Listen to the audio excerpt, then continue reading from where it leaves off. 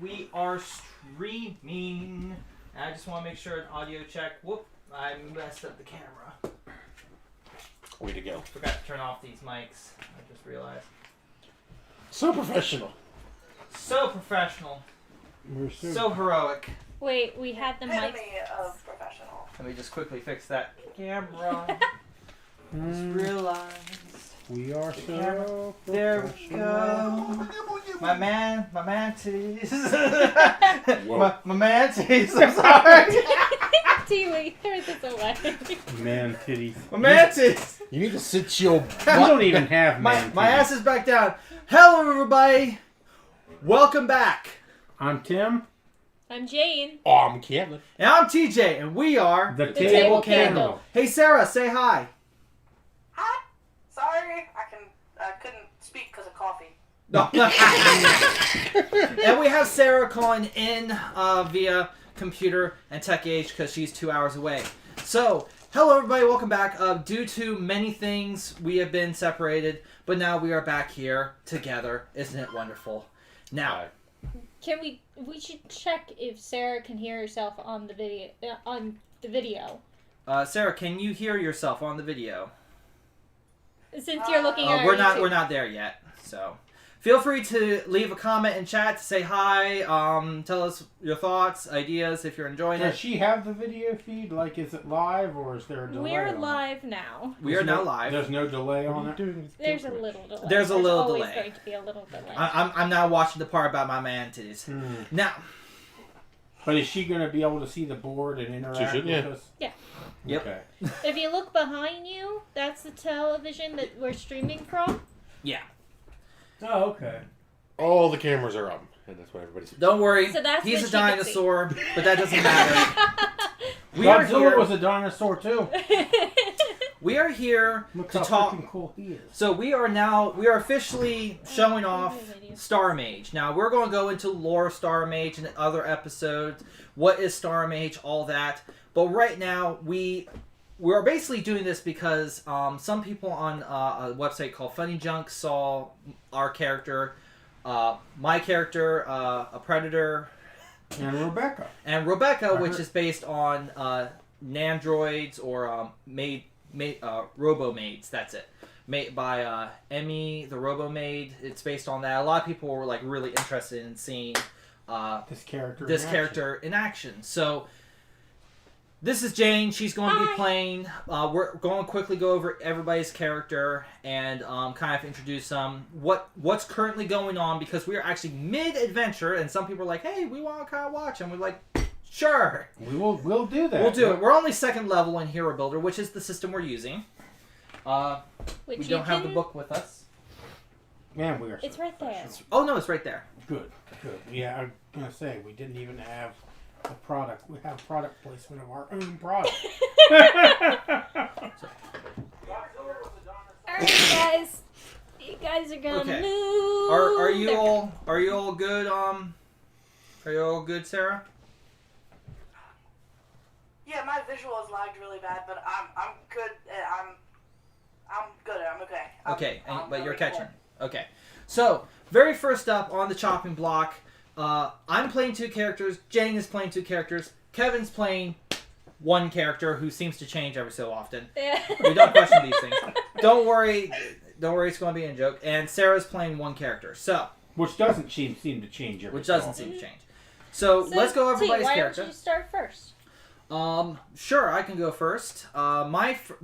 Actually, a lot of people came for your two characters, Jane, so let's work Then this way. I should go last. last. Because she's the Okay, one fine. everyone. She's So, the one I'm everyone's currently here playing- to see. Then I'm currently playing two characters. The very first one is Yoon. Which and will be she played is by a- this character. She, I'm showing off the character that you're going to The be piece. the piece that you're using, okay. so that they can Can that see. actually be seen? Oh, yeah, you can see it. So, Here. brain work. Yoon, you're working. You have Yoon. Okay, I have Yoon. She is a Yautja. I think that's how you're supposed to say it. A predator from for lack of a better. from Fox. You're probably gonna go, but isn't that copyright? this is Hero Builder. We're not monetizing this yet. And if they want to like copyright this particular character, I'm considering it canon. So if they copyright anything because of this character, it's canon. Yep. So, boo. Anyway, so she is a bounty hunter. Her species, long story about her species. She still goes by the honor code of the predators. They've just been kind of displaced. They can't just go around killing anybody because there's, very bigger fish in the sea, apparently, that they've come across. And the Galactic Authority has kind of relegated them to bounty hunters. The one thing that I will say about her species now is that because they're bounty hunters, getting a kill bounty is kind of rare. So whenever they catch somebody alive, they kind of like just go, yeah, I mark it on my wall to indicate I have caught somebody. I couldn't kill them, and hang them as a trophy, but there we go. The other character I'm playing is Alex. Now, a lot of people are... so far, we've enjoyed Alex. Alex is... Well, she's a vampire from Earth, and Earth is, 2,000 years ago, Earth was around. Well, it still is. Long story. We'll go into that into the lore video for the Galactic Authority.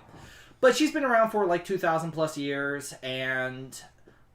she was turned during 2020. She is a millennial, and she suffers from manic depression. So that's a long time to suffer from not only manic depression, but also millennialism. Oh. Well, at least she got to see the future rise and everything, but she suffers from manic depression. And overall, she works on things, she gets things done. Oh yeah, I forgot to explain what my characters look like. What? I That knew would help. that would definitely help.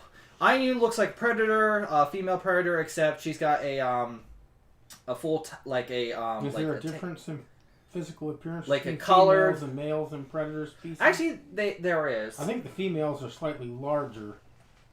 I'd have to double check, but the one thing I can say is she is extremely tall.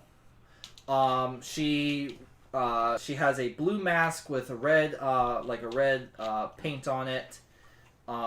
She wields 2 katanas. She has a shoulder cannon, traditional. The shoulder cannon, traditional. It's all traditional. The mask is traditional. No, it's bright blue, neon kind of thing.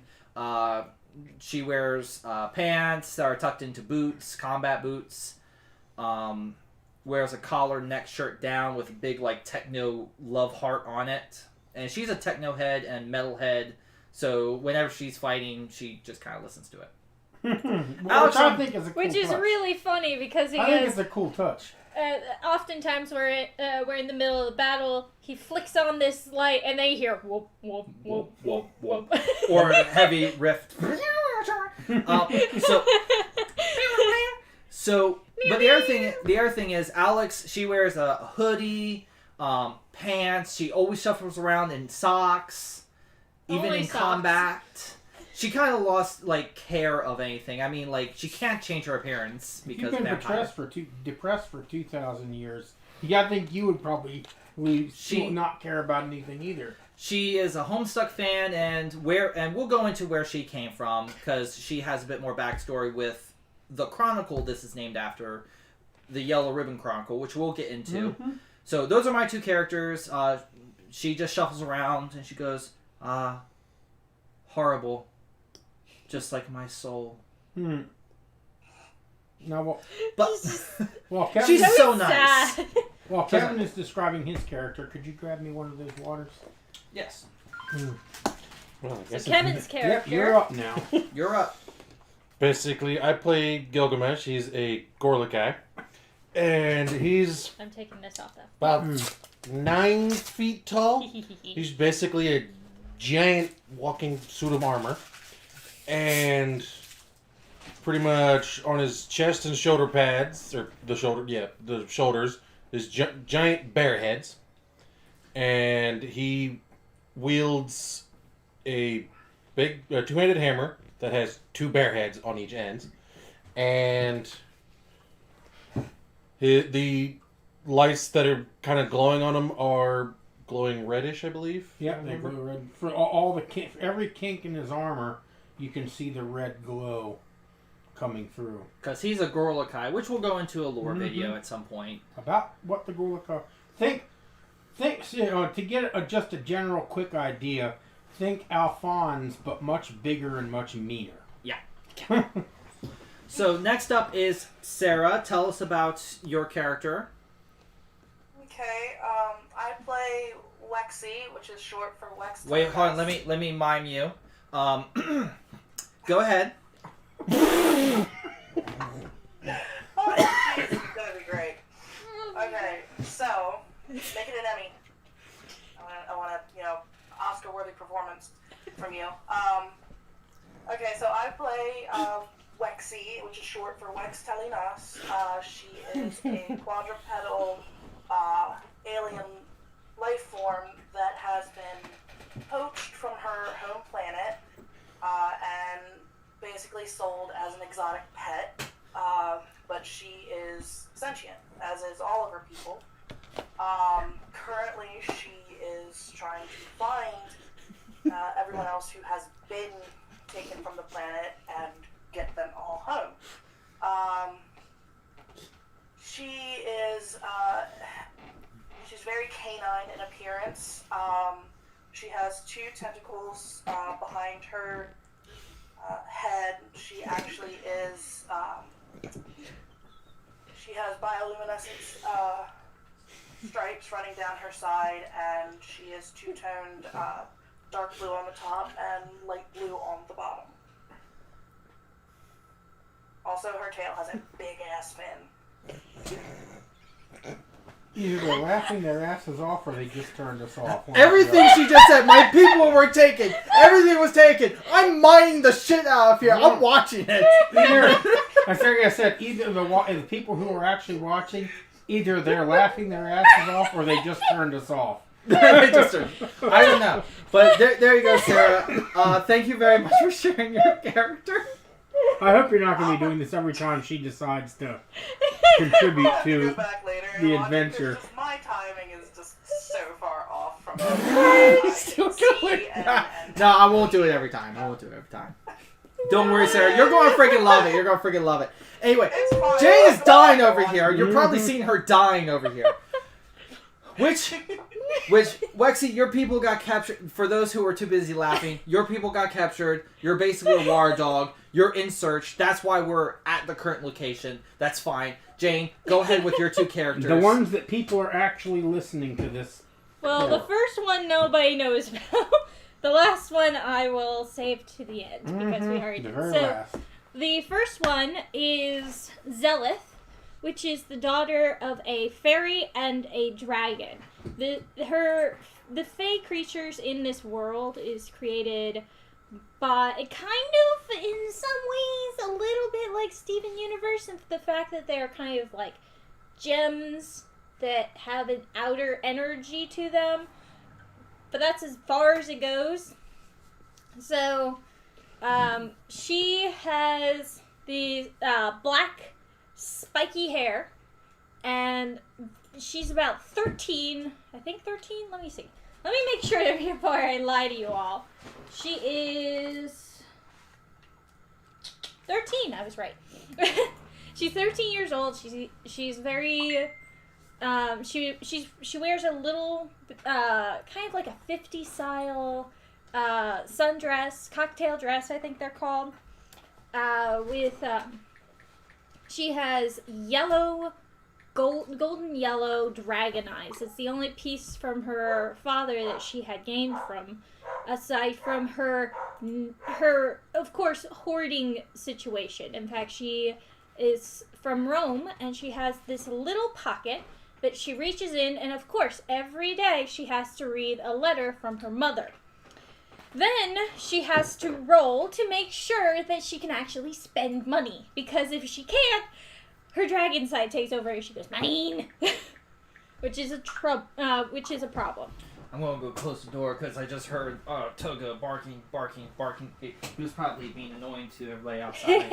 So he got put inside. Now he's going to be annoying to everybody inside. Unless we close the door. He's such a good dog. He's such a good puppy, dog. and we love him. Poor At the Toga. same time, he's a bit of a nut. Mm. So, that is Zelith. Now, everybody, this is the character of Rebecca. This is what a lot of people are here for, apparently, according to TJ. Rebecca is is a Nanbot created by What was the corporation called?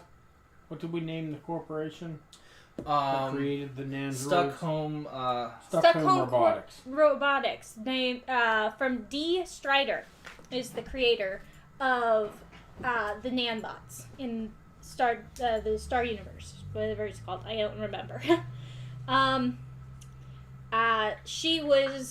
We're in the middle of a hotel, if I remember correctly. You did remember And she was one of the last Nambots yet to be found in the dumpster. In fact, all of the Nambots had been replaced except for her. by the newest model. By the newest model. Which brings us to why we're here and why the very first we have a couple I'm going to put back up that are based in Star Mage that I'm going to make proper title cards for. Mm-hmm. But Stories from Star Mage, the Yellow Ribbon Chronicles. Why are we at this place and why are we here? It all goes back to Wexy and the fact that her people have been poached, and she found, a folder? A folder. That which was magical, through which she could find locations of people of hers who had actually been abducted and poached from her homeworld. And this folder gave her general locations of the most recent place that her person was at, and she has just found out that one of her people was on this planet, which is called Chiron. Now, Chiron is an Earth-type planet, but it is a planet that is essentially steampunk. They developed steam technology to its full extent rather than switching over into something else. And they have pretty much depleted their planet of all its natural resources. The planet is ruled by an empire known as the Empire of the Rose, which has been very, very bad at resource management. And so the planet is essentially dying slowly because they have been so bad at depleting all the natural resources. It's horribly polluted. There's very few open places left anywhere. Everything stinks. But one of her people is on this planet, which is what brings you here. And this creature, this water dog, apparently is inside this hotel, which you are now in, and you are searching. That is what brings you into this hotel. And the other reason we're here is because nothing is, free in the world, especially in Star Mage. The person who is behind and the namesake on the title card is Eveline. Now, Eveline has let's just put it this way. She is the Commander Shepard at the moment. And we are the trusty crew that got sent out to go take care of things. Mm-hmm. And right now we're technically doing a loyalty mission for Wexy. Mm-hmm.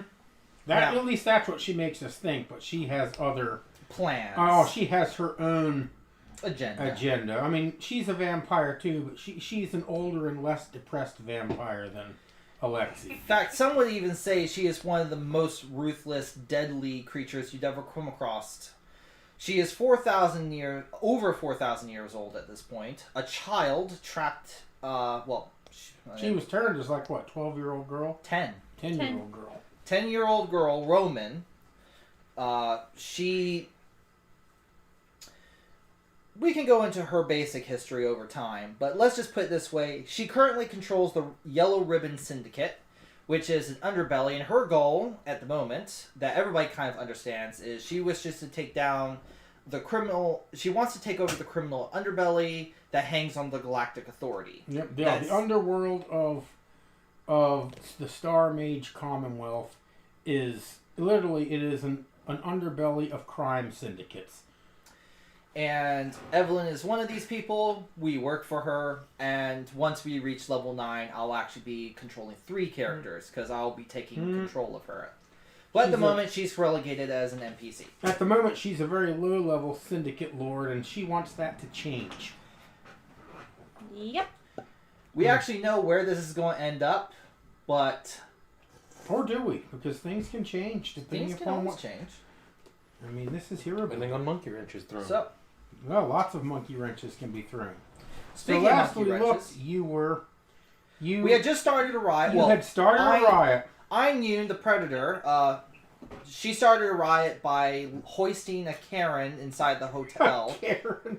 and going, "Hey, riot!" The exact audio from Avatar: The Last Airbender. Just going, "Hey, let's Was there a riot." Karen in the last Airbender? No. No. But the idea of rioting. So she started a riot to create a diversion, and we are now on our way to go see. It was a very good diversion because it created quite a disturbance. There was a leprechaun and everything. A leprechaun that essentially turned into a huge ogre. Yep. And then started kicking everyone's ass. Which really got the riot going. Mm-hmm. But we're not going to continue going over things. Split. So you're in the hallway. Splendid. You are listening to Splendid. the riot grow behind you. Einem probably has to have a little bit of pride. Ayn is feeling very prideful right now. She's very happy with what she has done. Draw up the next map so I can draw it up here. Okay, where's the graph paper? I know we Where's got the some. graph paper? I know we got some. We're out of graph paper. You're out of graph paper. We are out. Gone. Vamoosed. Just draw a hallway. Just hallway? Mm-hmm. Okey-dokey, just What the hallway. make it 4 spaces wide and put doors on both sides. Make space the doors about 6 spaces apart from each other. And then give either a right or a left turn. Doesn't matter which. I think a mosquito got me right here. And Can't be there. because you're running down a hallway right now. And Okay. as you head down the hallway, you can hear the sound of voices from around a bend there's a bend in the hallway ahead of you. You can hear the sound of voices, and you hear the word riot. Riot. And you hear the words riot and out of control. It sounds like someone speaking into a microphone of some sort to somebody else on the other side. You don't see anyone yet. They haven't rounded the corner, and there are doors on either side of the hallway. So you haven't seen them, and they haven't seen you. But they obviously have gotten word of the riot that's taking place. So these are down in the reception area of the lobby of the hotel. And these are nandroids. You don't know what they are. You just hear a voice. You hear the sound of footsteps. And you hear multiple footsteps and a voice. It doesn't sound mechanical. It sounds like a living person's voice who's speaking into a microphone to someone on the other end of a mic. Because you can't hear a response. All So right. they're speaking into a microphone or a headset or something of that nature about a riot that is that they say seems to be out of control. So you said that when we stopped last, you said I had picked up on the mind of Yes, you're close. the other one. Yep, you're close, and you know essentially where this creature is, and that's the direction that you were going. And Rebecca is familiar with the area where this creature is, and it's an area that she simply knew as the menagerie. And it was an area that was cordoned off to the owner of the hotel where he has his living quarters. And his living quarters are an area that the nandroids designated as the menagerie. The She one- had never been into the menagerie. It hadn't been part of her job description, but she knows where it is. I should also say making the riot happen was very easy because all these people had learned from Rebecca that this hotel is basically a voyeur's haven. Because He's got this cameras set up owner and everything. has cameras in every room where he is watching something. We don't know what he's watching, but he is essentially a voyeur, whether he's watching sexcapades or whether he is looking for money, but something. He is definitely underhanded, to say the least. So what do? You're in this hallway. You have 6 doors, 3 on each side. You forgot to draw the doors, Jane. I did forget to draw one door. They are 3 spaces apart, or 6 spaces. What did I say? You said just draw a hallway. Yeah. 4 spaces wide. Put 6 doors. It don't have to be 6. It can be 2. It doesn't have to be 6. It can be 3 doors, 2 doors, a couple of doors though. Options for you to duck into if you should choose to, because there are. Do I sense any minds behind any doors in particular? Like, is there a door that I can't pick up? Make anybody the other side of? Make a roll. Make a roll. Check for a door. We'll put our faith in you that you will not. Nah. The Hero Master doesn't really care if she cheats and rolls a 20 every single time. The other players might care, but. No, I Well, then I'll just check. There, I have 3 doors now. She's going to check behind each door for a door. Because when Wexy touches a mind, she finds a door. The mind appears as a door, which she then has to find a way through, either by asking permission or sort of forcing her way in. 13.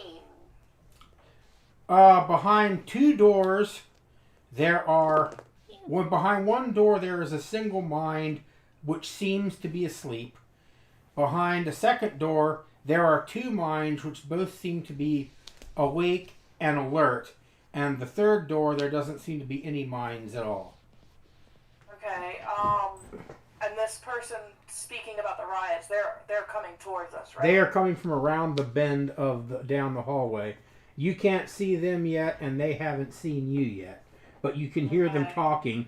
They are making no attempt to hush their voice. They're speaking very loudly and excitedly, and it sounds like a real person. It doesn't sound like a robot voice. Okay,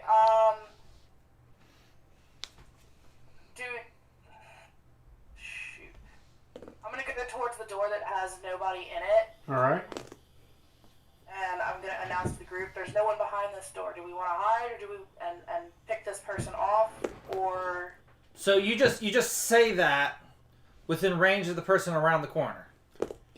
She doesn't speak. I know. She doesn't speak. She Broadcasting speaks it to the world. Yeah, I know. I have.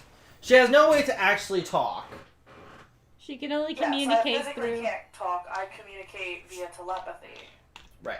I feel like that was maybe not mentioned. Now it's mentioned. I was joking. So, Yeah, I forgot to mention that. Well, there's probably a lot of things we haven't mentioned because But we're kind of coming in the middle. like of anything, something. you'll learn as you go. Mhm. All right. So, Alex just simply looks at Wexy, and she goes. She just looks at Wexy, then looks around, and what did Wexy say? Basically, if there's no one behind this door, do we want to set up an ambush to grab this person, or let them pass by? Ayun is already going through the door. She absolutely loves the idea of ambushing shit. Because she's a predator. Like, it's in her culture. Ambush them. Great idea. Alex is just looking at the door. And let's see. Whatever Eveline would want her to do at this point. Now, a very quick thing. Eveline, who is currently miles and miles away, because she's a vampire, she subliminally put some encoding into Alex to make Alex do certain things. Things So, that are favorable to Eveline. Evelyn appear with a yellow halo around them in Alex's vision. So quite literally, they glow. They glow bright yellow. And if you haven't figured out from the name Yellow Ribbon, the character wearing a lot of yellow, and me suddenly looking at yellow things because the person programmed it, Eveline is obsessed with yellow. Why? We don't know. No. Good question. Anyway, moving on. What does... At the moment, nothing is glowing yellow. Nothing is glowing yellow. So she is completely free to make a choice. And she looks at the door. She starts shuffling towards. She goes, best to avoid people. Just like how I did in life. The door where there were two people behind, you see the door opens a crack, and you can see a pair of eyeballs looking around the corner. Someone they're awake and alert that something is going on. Maybe they hear the riot that's going on down the hallway in the lobby, and either they are afraid of what's going to happen, or they're quite curious and want to watch the car wreck proceed. Well, we all went in, but what did Gilgamesh do? Are you just standing there at the end of the hall? He's like, bring it on. Rebecca skips in after Ainun, by the way. I'm sitting in the middle of the hallway. He's standing in the middle of the hallway. I'm sitting in the middle of the Does hallway. he got his hammer in his hands? Yes, just like... Awesome. That is so Gorlikai. Rebecca sees Ainun looking out at him, and even though you can't see the face, you see her do this. I can't sign language. I'm going to learn. She sign languages, which is how she actually communicates, because voice to speech fucking sucks for a predator. You see her basically sign language going, what the fuck is that man doing? And Rebecca, when you enter this room, you immediately recognize that you cleaned this room dozens and dozens of times in your tenure here. But there was one specific time when there was an older couple who spent the night in this room, and they were extremely kind to you. They treated you like something other than a machine. And that is seems to be, it is a memory that, for some reason, it gives you pleasure. She looks around the room, smiles, and she says, I like this room. Noted to the people watching, this is every room that she has cleaned. She mentions, I like this room. It's partially because she has memories from each of the people that came in. Whoever was nice, she automatically enjoys seeing the room. And she's sentient, but doesn't know she's sentient, so she doesn't understand what these feelings are, or why she has them. Yep. So you are in the room. The Gorlikai is standing in the middle of the hallway with his hammer. And Rebecca peeks her head over into the door, looks at the battle-worn armor, and she says, I'm sorry, but my master would like to know, what the fuck are you doing? Ainun currently owns her by pulling her out of the trash. So, she's been following Ainun's progress. Gilgamesh looks at Rebecca, waiting for them to come around the corner. Would you rather join the party? No. No. I'm happy where I'm at.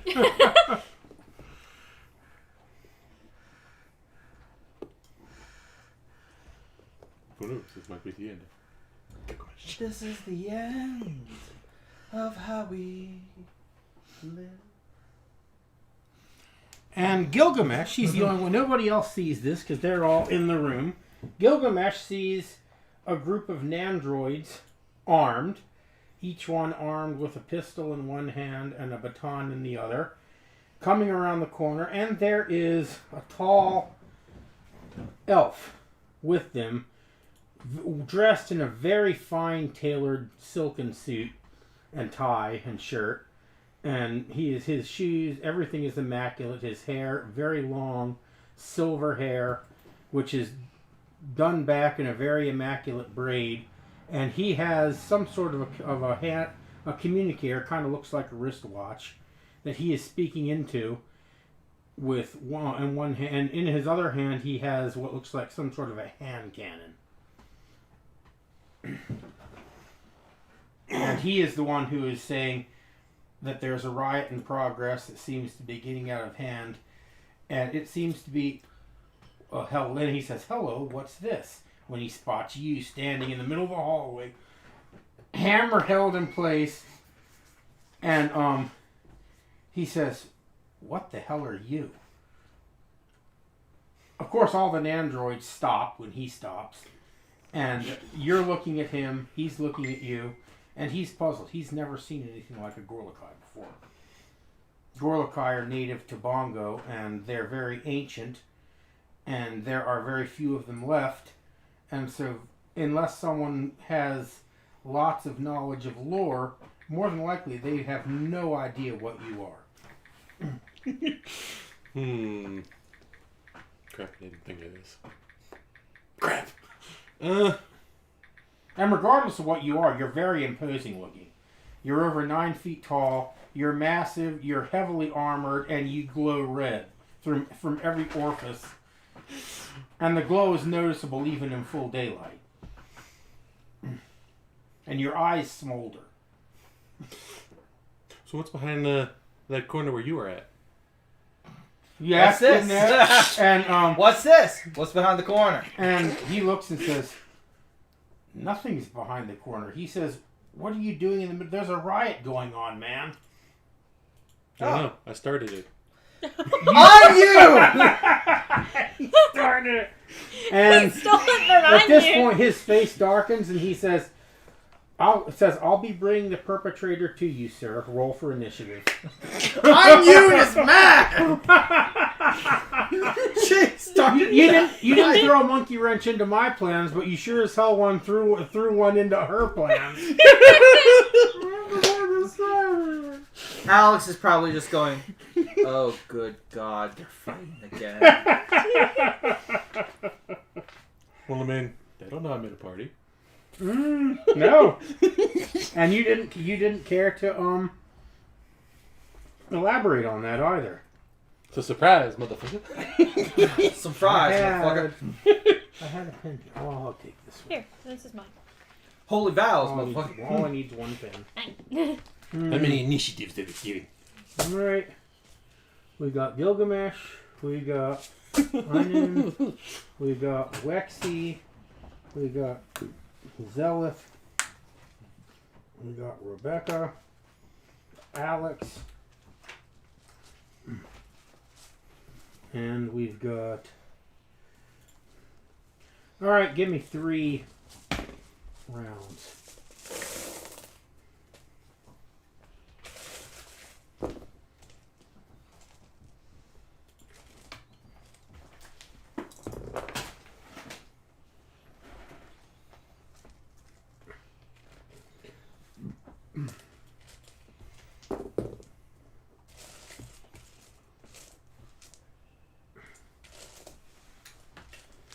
Okay, I have mine.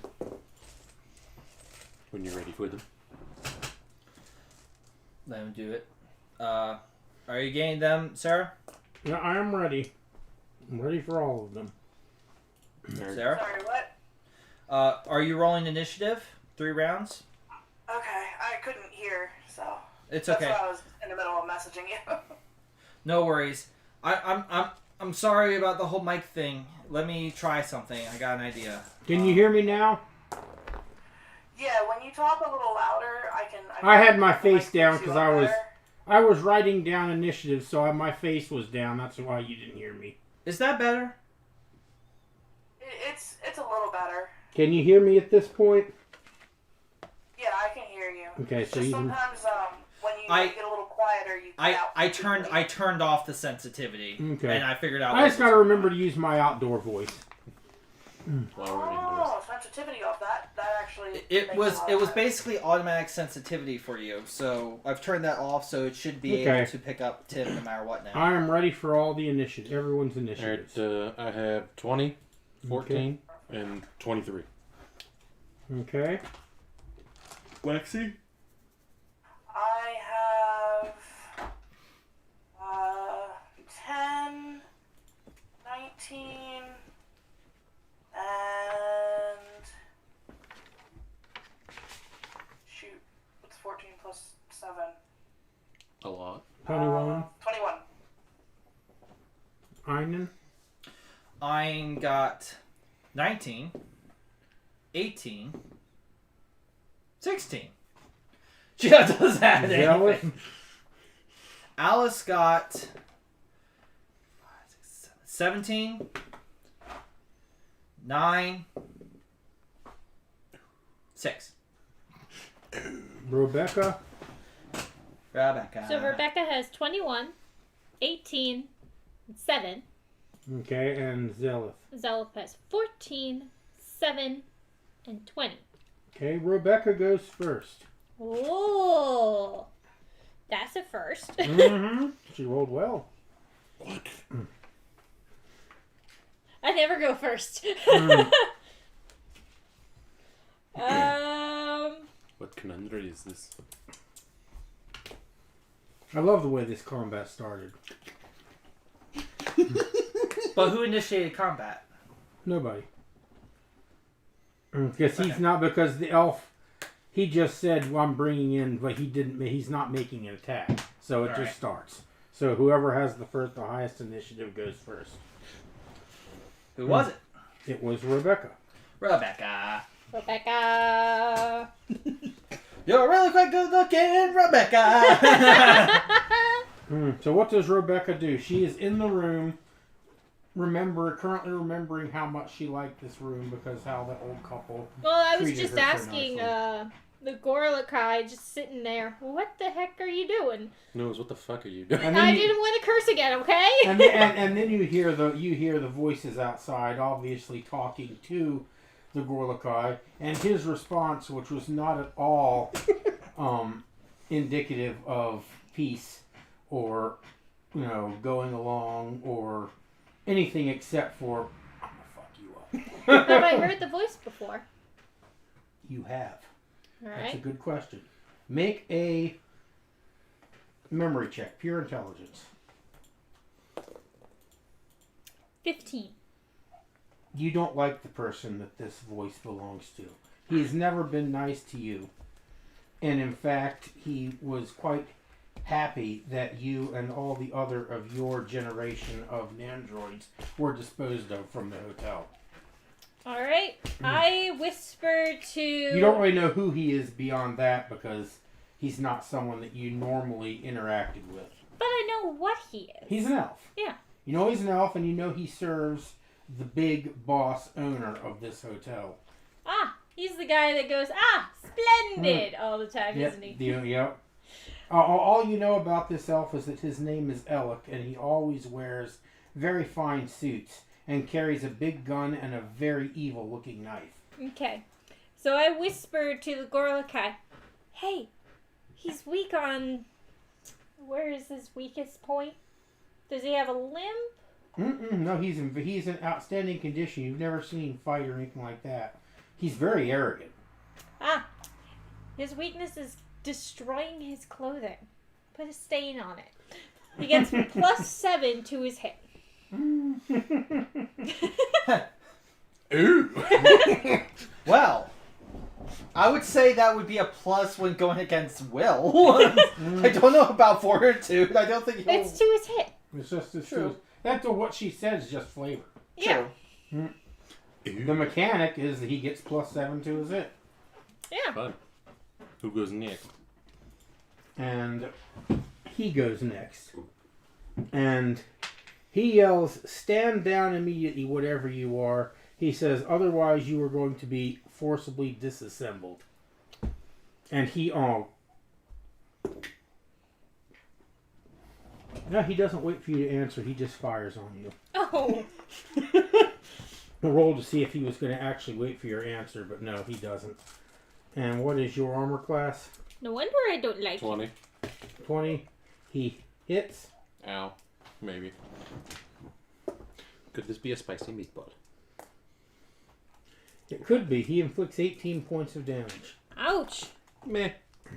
I'm fine. Dang. And you are next. You just got shot. He just shot you. Challenge accepted. Option 1. Out the window. Option 2. Hi, meet Hammer. Shoots. Right, Thank you so- for picking option 2. So I guess it's safe to say you charge at him and give him a face full of hammer. But first, I guess you. Say wherever you want. My face or whatever, you can see a slight smirk from hearing what Rebecca told me or whatever. The smoldering flames that come from your eyepieces in the armor take on almost a Spockish type of a look. One side anyway, so it's like the people's eyebrow Gorlakai style. And I'm going to use an action point to... Let's see here. 1, 2, 3, 4, 5, Standard move action. 6. Get there and make that... Move action makes it free. Yep. And then... Action point makes the move action free.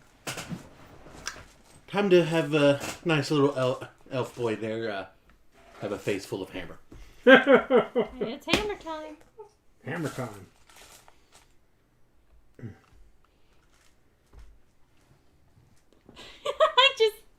I'm sorry, I suddenly figured out a theme song for you, Kevin. What, hammer time? Stop. Hammer time. 30 for armor class? Oh god, I'm such a nerd. As what? For, against armor class? What is it? 30. That is a hit. You really... Is this going to be a spicy meatball? Could be. Might Double even weapon be damage. Might even be a whole spicy slice of pizza. Ooh, spicy slicey. Pizza sounds good right now. We just had pizza. You missed the pizza. Dang it! It was even Pizza Hut pizza. Well, I'm planning on coming up next time we stream, so... next time I play this game, so... Yay! For 30 points of damage, 34. You can come 34 early points and we of can damage. hang out. And Yes, I shall do. you do indeed Yes. give him a face full of hammer. He stumbles backwards as your hammer smashes into his face. He stumbles, comes back to look at you, and you see you've completely smashed off his left ear. And then I just... His pride has definitely been damaged because he's disfigured now because of your hammer. And then after the hit, I just do...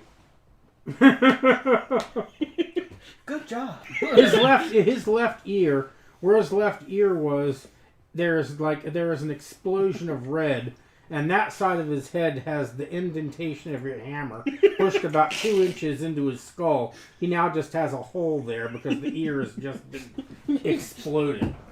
Oh dear. Oh my. Who's next? Next is Thank God I don't have to clean that. Exactly. the Nandroids. Oh, And look. Target right in front of them. Bring it. those two attack you. This one comes in to attack. So you have 4 of them attacking you. Spicy. All attacking with those 4 all attacking with their batons, and these 2 back here are both shooting at you. So the Spicy. 2 shooters, armor class 20. Yep. They both miss. The bullets did both ping off of your armor, Ping, ping. and Uh-oh. How unfortunate. describe the expression that you have as 2 bullets ping off your armor, and 4 batons smash into your armor, and none of it has any effect whatsoever. They all rolled shit. You absorbed everything and took absolutely no damage. I'm waiting for you to attack me. They stood there and beat the shit out of you, and you enjoyed it, basically. Well, I'm waiting for you to actually hurt me. well. It smells like bitch in here. What's the expression what's the expression that the Gorlakai gives at this point? Amusement? A big grin. The armor grin. It is terrifying to see. In fact, roll make a roll. Use your strength. Just tell me what you got. Whoop. Because that thought that you did, the grinning, that is horrifying. 24. Okay, all right. That is. Is it? It's noted. It wasn't anything special. I didn't roll high enough. Damn it. You rolled pretty high. All right, next is Zealous. Okay, Zelith is... No, that's not Zealous. That's Ein. My doesn't eye make looked like a sense. Z. Ein. Yeah, Ein. Yeah. Okay. My eye looked like a Z. Ein, It was upon sloppy. hearing the this sounds horror- of combat happening. combat and him taking credit for my freaking riot starting. I started it. Me who did it! All the way from here. Okay, this is me. Yes. Okay. The bed deep beyond. I'm taking an action point to go 1, 2, 3. I'm going to 4 right here. Right. Then that Nambot you go past. I'm going to make an acrobatics as my skill Alright. check, which is free, to see if I can get by. That is 16. You do get by. She is completely intent on battering ineffectively this hulking armored Who's not grinning? fiend that's in front of her. I am now going to use my power of Dance with the Dead. That's my pen. Have your own pen. Taking your pen. Give me my pen back. You took my riot. Everyone's gonna have to look at my ass for a moment. 1, 2, 3. 1, 2, 3. So 1, 2, 3. You didn't hear that. I heard everything. 1, 2, 3. So basically, everybody in this square. You see. Give me my pen. There's Not the way over there, mother. There's your pen. You see Ein. She rolls to that spot. Her swords are already out. And you see for just a brief moment the swords glowing. Her mask glows. You hear the pumping of just pure heavy metal. And it's hard to describe what happens. But one moment, everyone there is just standing there. And then the next moment, you see a ton of fucking ghosts of predators, long past, attacking with her. It's called Dance with the Dead. So essentially, she's called her ancestors to help her in her fighting. And if anybody says, well, that's not lore, this is Hero Builder. Fuck you. This is how I'm doing it. If everyone says that's not what? That's not part of the lore. No. Ah! It's part of our life. Ah! Yeah! There we go. Are you okay? No. I kept throwing it. What's it go against?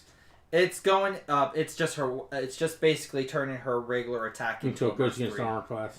Yeah, so I rolled very high. Plus 8. 27 to hit. It hits everybody. Got a efficiency point for that. And now I roll my damage against everybody. So 6, 8, 9, 9 plus 6. 15 points of damage on everybody there. Right, everyone is still standing. But they all, sparks fly off of the nandroids. And the elf stumbles back to one side, and there's a large slice has just appeared on his right cheek. So now he's got his left ear gone, and what looks like it's going to be a permanent scar on his right cheek. So both sides of his face are now marred. He's not having a good day. No, he is not. Next is Alex. Alex. What does the depressed millennial do? Hang on, she's suppressed. Yeah, she's going to do it. She walks up to the door, take a 5-foot step outside the door, looks at everybody, sighs, and then you see her raise her finger And This might she's not get attacking past the first elf. round. So this might not get past the first round. And she's going to attack the will of the elf. Which is already shaky. His perfection has faltered. And he saw that hideous grin. Plus 13. The plan is working. 19 versus will. That's a hit. He's confused for 2 rounds because he is suddenly waved with... a sudden wave of pure depression just waves over. She basically took her depression and went, Here, have some. have some. Right, roll. You Feel make, my pain. You make a roll and add. Well, what is charisma or what's her strong suit? Wisdom, intelligence, and dexterity are her strongest. Charisma's 5. Oh, so Sorry. -5. It's 1 is her charisma. So what is it? Wisdom, I guess. Jeez. Wisdom, yeah. Yeah, I mean, you just make a roll. Just use your wisdom as a modifier. Wow, that fucking sucked. 7 plus 5 is 12. Right. Next is Zealous. Yay! We have 3 people watching. Cool, Feel Rex. free to say hi. Poor Wexy might not even get in on this. Oh, jeez. This is not going very well for Mr. Elix. Get him! Oh shit, there's more! Hey, he has friends! Oh god, now I feel depressed! I never said I was alone. I feel depressed. Alright. Knowing the way you've got Zealous built, she might actually feel sorry for the poor guy. His face has just become a lopsided mess, and now he's being crushed by depression. He saw this hideous Confused grin, too, which I forget what the condition and to now that he's is. being crushed by. He's got this crushing depression that's taken away all of his comprehension of what's even going on around him. I always forget what Yeah, confused but nobody else has seen 9 power points to you. to who. Alex. I was just saying to who. Okay. All right, Wexy will get in on this. She is next. I did it for you. Wexy. Yes. What do you do? First off, So, this elf apparently has something to do with the current condition of your fellow creature. We And don't want him Right. dead. he looks like he could be in a very bad way. right. The robots around him not so much, but he himself appears to be in a very bad way. Okay, I am going to come out of the door, and I want to, He just closed the door. you know the guard dogs when they He go wanted and to show attack you, the so suit? you know the. Yeah, the we folks that are know. Confused. I wanna do that and grapple him and pull him away from the androids. All right, make your attack. It's a grapple check, actually. She's grabbing. Yep, she just has to make a touch attack, and then it'll be grapple. And it's not going to be hard because he's totally flat-footed against you. He is. Combat advantage because of confusion. Yep, he is Messed up because he is scared. So make Yeah, your this make guy's- your attack. Add So is add this plus 2 the to strength whatever. check? Or no? You just make a regular attack. Add plus 2 to it Okay. to grab him, and then then the grapple is to overpower him. Mm-hmm. So 21. You grabbed him. Now strength versus strength. Add plus 2 because you got combat advantage on that as well.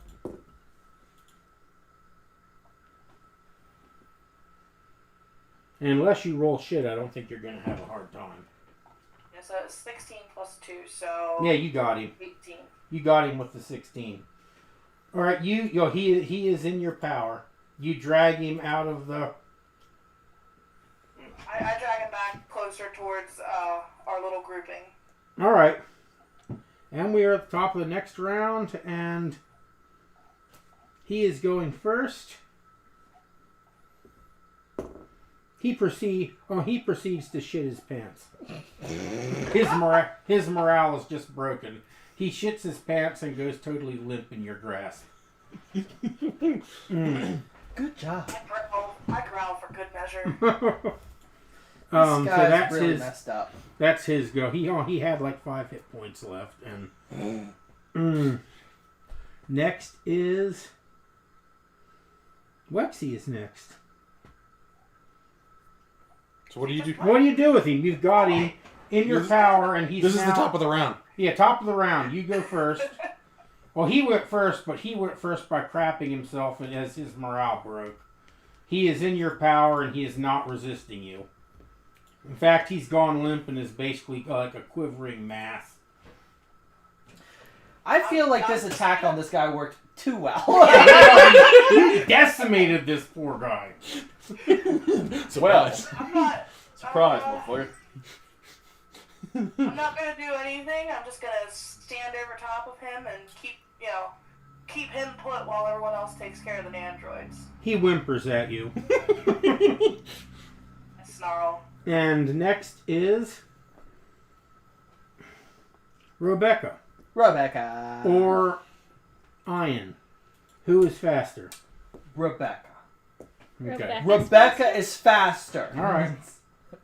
I So has Rebecca- 9. Okay, for so dexterity. Rebecca goes first. Okay. What does Rebecca do? These are your replacements. Yep. You probably don't like them very much. These are the so-called better models. Do I know the elf's name? Yeah, you know his name. You know his name is Elec, but that's all you know. You don't really. You know he works for the boss of this place, and you know he was never nice to you. You know he had a big gun and a nasty knife. That's really all you. And you know he likes his suits pressed and his hair perfectly done, and his face, which is now a complete mess. You're actually gonna write the name. What is it again? Elec. Elec. ELLEK. So I walk out. Rebecca walks out, or more likely skips, because she quite likes hopping. And she goes, She's got a lot of reason to hop right now, too, and you're kicking ass. "Hello, Alec. It's been a while. How's the day?" He whimpers at you. Then, let's see, what else would I do? I think that's all I'm going to do. I'm going to talk his ear off. He only has one to talk off now. I said ear. Yep. The heck was that? I love puns. Oh, jeez. So that's what you're doing. You're jabbering at him. Yep. Next is Ian. Ian is next. Mm-hmm. What will Ian do? Ian, surrounded by all these people, And a smiling girl guy. and Smarling Gorokai and the guy who stole all the kills, well, not the kills, but stole her riot, is going to try stealing all his kills! Very quick thing, though. These things are robots, right? They produce heat. So my thermal vision for my mask, or just natural You vision... can see them well. I can see them well, but my main thing is, can I figure out, like, judge how much health is left on them? By using a skill check? About half. They're about halfway. Halfway. They still have a good bit of health yet, Alright. but they didn't have a massive amount to begin with. So I'm going to dance with the dead one more time, calling upon my ancestors. Gio is going to try to take all your kills. You already stole her thunder, though. I don't care. I'm used to people stealing my kills in this. They don't bother me. Like the fairy. Years and years ago, the fairy, the never hurt anyone fairy took his kill. That was like a what? big kill, too, if I remember correctly. And it had like 1 It was like point a left or boss. something I'm like that. I'm going to take another action point to add a d6 to whatever. So, Roll it again. In case the Did you- roll is... oh yeah, I'll take the higher one, 6. Okay, so 17 to hit. You will need the action point. I will need the action point. All right. So I use the action point, which is 6. So that adds That's a hit. plus 6 is 23. You weren't short by much, so that's definitely a hit. All right. So rolling damage. 8 plus 6. 17 points of damage on all of them as I call upon the ancestors to fight with me. Describe how you steal all the Gorlakai's kills. Which, by the way, I'm not including the one that Wexy was attacking. Well, he's no. I don't even think he's in the. Is he? No, in he's the within space? range. Okay. You see, the mask glows once more as she whips her swords and attacks the 2 that are right next to her. You see her ancestors come up, one with a disc blade, one with the arm blade, and they're just praying and they're ripping the heads off of these things, just like the weird robotic spines just going out, and all of them give out that predator like that. Spikes and smoke fill the room, and when your mask glows bright red, one of your earbuds happens to fall out, and everybody can hear "breaking the law, breaking the law" coming out of the speaker. As you're filling your head with some Judas Priest. Nice. So, I guess combat ends. Combat ends, yes. All the predators kind of like nod and they disappear along with the robotic trophies. And you see her just kind of like panting. Alec is laying at Wexy's feet, and where Rebecca is talking to him, and he is still whimpering and shivering and covering his destroyed ear with one hand and his slashed face with the other hand. Blood is running down between both fingers. His suit is ruined. His face is ruined. I go over and look at him. He screams and passes out. Zelith walks up, looks at everything that happened. The room is now filled with robot parts, which are sparking and spitting and smoking. Zelith didn't come out at all. This elf in this beautiful suit is laying on the ground. I mean, the legs of the suit are running with poo, and his face is a bloody mess, and he is bawling and weeping and shaking. And also passed out because I walked over to him. Yeah, and he's just passed out now. And now he's peeing himself, too, to add to everything else. As he passes out, he loses control of that function. He destroyed his will. Oh, his will absolutely was shattered. So, because he made a will check, and I added both your numbers together, and you almost quadrupled his will check. Oh. Bye-bye, Will. Because his will check wasn't good to begin with. Will? You will fly. You will fly on the wall. So his will just absolutely crumbled. well, that was a bit of a shitty situation for him. He didn't do well. No. I don't think he ever got an attack. No, he got an attack. He shot me. That was the worst mistake of his life. We all make mistakes in life. That's the only attack. That's the only attack he got. Then all the robots got a shot, and none of them did anything. That one shot was the only damage the enemies inflicted in this entire battle. All right, what do you do now? You got a room filled with robot parts and a whimpering, weeping, now slowly regaining conscious enemy completely at your mercy. What are the people in the other room that had the two people that had the They door opened their door just slightly to peek out. What happened? You hear the sound of a lock of a deadbolt going in place. And you can hear someone saying, I don't think we want any part of what's going on out there. And Wexy could scroll their minds to find out exactly what's going on in them. But Not what about the person that was asleep during all this? Did they wake up? I don't. She focused on Her goal. her capture. Yeah. I'm pretty the door sure. the door where the person was asleep, that door opens and you see someone sleep. Oh, you see a man sleepily walks out, looks around and goes, Holy shit. Darts back in, slams the door shut. The deadbolt falls in place.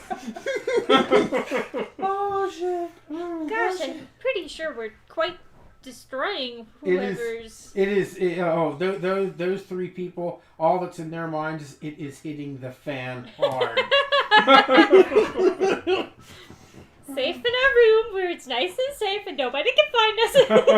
I mean, it's not just that, but they also, it's like all this combat, and at the very end of it, all these predators roar, and you know the predator roar. Well, it was loud. It was very short. It was very loud, and it was very brutal. And then they see the aftermath is just total destruction. Whoopsies. Well, I guess the only way to go is down that hallway where they. So, are you going to proceed? I mean, the rest of them are standing over your fallen prisoner. Are you going to proceed down the hallway? Yes. Yeah, I have an empty room we could slip into and... Alright, what is Wexy doing? You're the one who actually has control of the prisoner. I'll try something. Because you said he's still unconscious, right? He is regaining conscious slowly, but I mean his mind is a mess at the moment.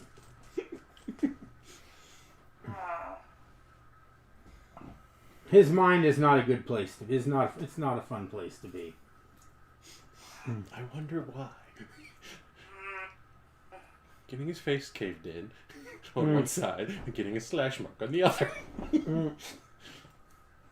And when he's the one that... And then being crushed with depression. I'm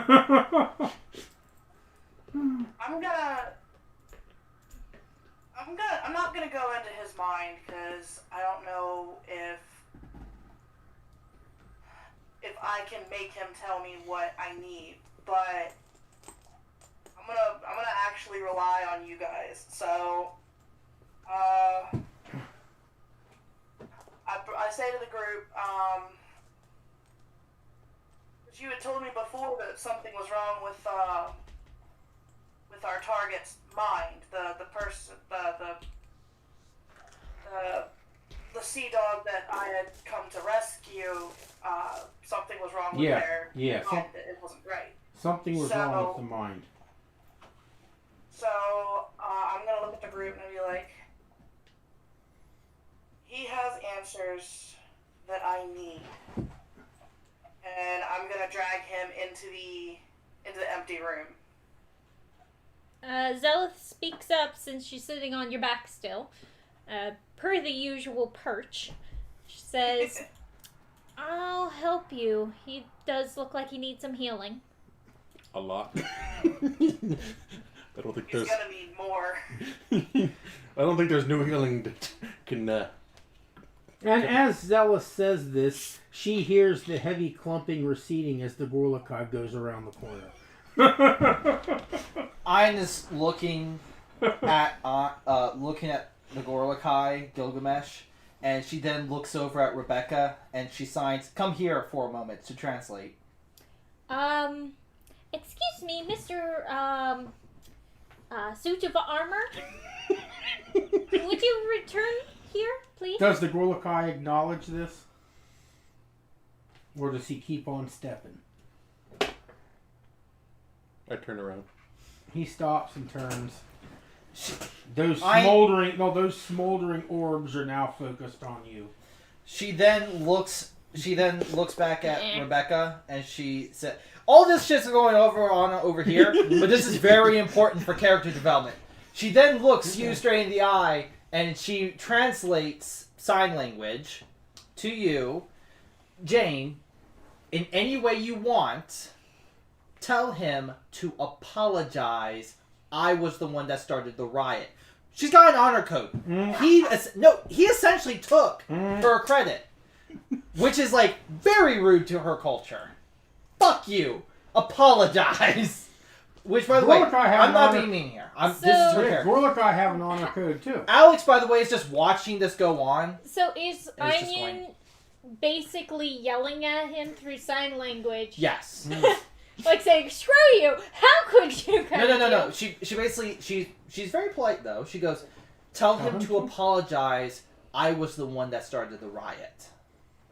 Golokai have an honor code too, but I'm not sure that starting a riot is high enough on their honor code that he is really going to care about. Actually, this is true. They both have an honor code here. Their honor And codes I'm are a calling- bit different, though.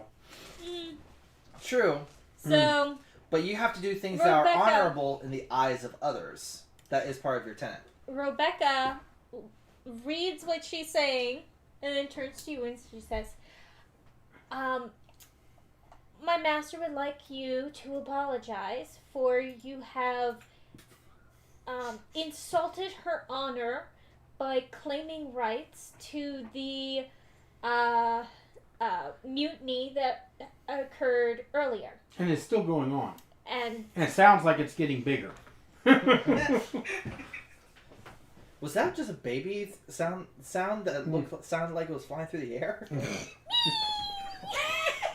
Oh.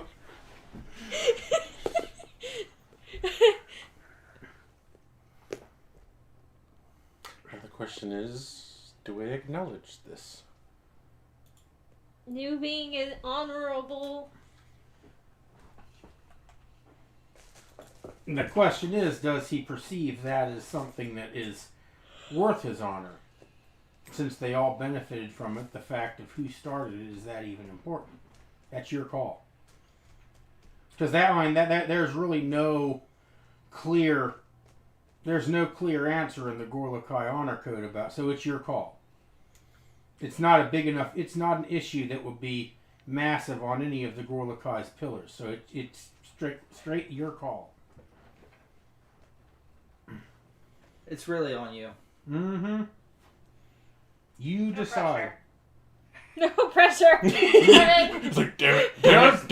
Does the Gorlakai care enough to apologize? I'm just going to let it roll of the dice. No, I say you have to make the actual call. You yourself have to make the call, not the dice this We're time. forcing your role play. You have to roleplay here. Damn it! Backward! While Kevin's doing this, Alex is now with Zelith, Wexy, looking at the poor, begrudged old man coming back, and she goes, "Yeah, welcome to Depression Town. It does suck, doesn't it?" And you see her pull out from fucking nowhere a pillow that says, "I make sadness go away" on it, and it has a little picture of a bear. She goes, "This won't help but here." Damn! Shut up, Bexy. Did you hear that, Sarah? She's dying. She's dying. I'm dying. I'm dead. I'm dying. And the elf looks down at the pillow that's now in his hands and cries harder.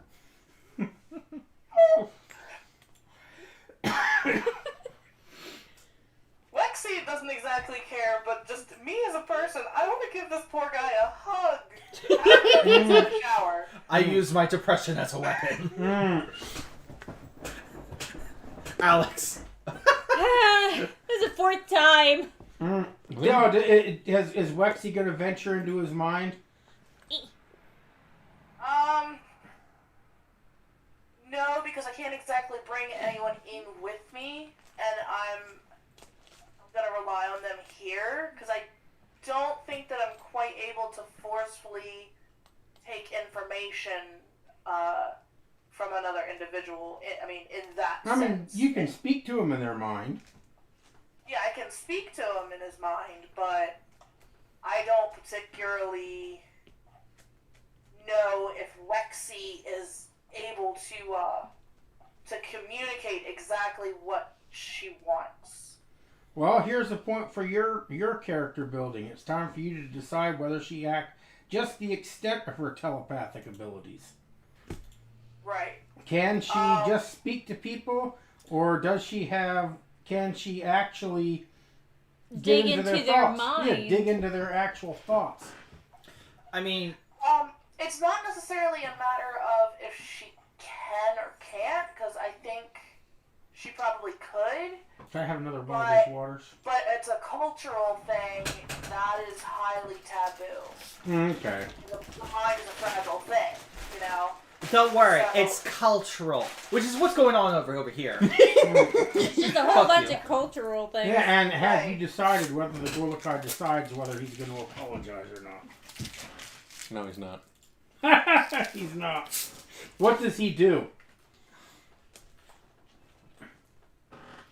Does he just shrug, turn, and walk away, or? He goes. He turns around. He turns back around and goes back down. And the hallway. continues heading down the hallway. The clunk, clunk, clunk.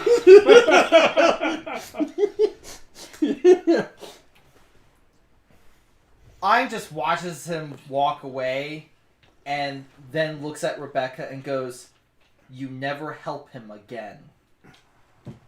Okay. Is that an order? She looks at you, cocks her head, nods. All right. Right, the Gulakai's walking away while you're, the rest of you are... There is now a rivalry between us. And I don't know if there's actually an interrogation going on. Everyone's sitting here looking at this poor guy who is decimated, laying on the ground in front of them. There's definitely an interrogation about to happen. It's just I'm going to rely on the other people around me instead Right. of going in. Is anybody asking him anything, saying anything? Alex is going to say Alec gave him a pillow and told him it wouldn't help. It seemed to make everything worse. True, I did do that. So, Jane, do you want to try to interrogate, or do you want me? She might, I mean, considering how Jane's characters usually are, she might feel too bad for the poor guy. I mean, I could have interrogated him if I went into the room, but I went the other way because I have bully. I could bully him. Fuck him up even more. No. Nya, Savannah, ow, ow,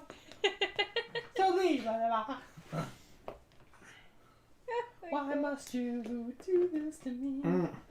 Because we have a worry over Okay. I am going to. Say boo. Boo! I'm just gonna roll a solid charisma. I don't have anything that will work From a Jedi. except for leadership. Which isn't really going to work on a enemy. Yeah. So I'm just gonna roll a solid. Sarah, your voice has gone very deep. That wasn't Togo. Or was it? Solid charisma. 16. 21 in my charisma roll. What are you asking? So, teeny tiny, she's a fairy, so she's a small size. This teeny tiny 13-year-old kneels down in front of the crying man, and she pats his knee very... With the pillow. With Don't the forget pillow. the pillow. Who With is a now little clutching? teddy bear pillow. He's now clutching the pillow. This She- doesn't help at all. Gently pats his knee, and she says, "I understand you are scared, but we will let you go if you answer just a few questions. Can you do that for us?" He says, if you promise to kill me.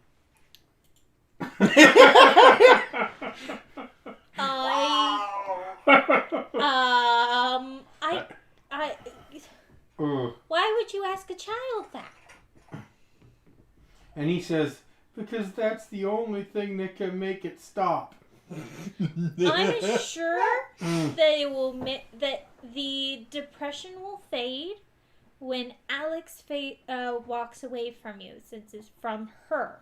And he gives a whiny, weepy, moany bellow, and I'll still be a monster. You're a little scratched, but that doesn't mean you've been a monster unless you did bad choices. Alex goes, "I've made a lot in my time. You is just one of them." Lexi comes closer and starts growling. No, She live. tells, she tells Zelith, get to the point. Bossy dog! She's growling at the elf dude, but, you know, she's telling Zella, get to the point. The elf rolls his head back, exposing his throat, and says, "Please tell your dog to bite my throat out." Once Jesus. you Wait. Alex looks at the throne and goes, I can do that. Okay. And you just say, and everybody, this is exactly what she does.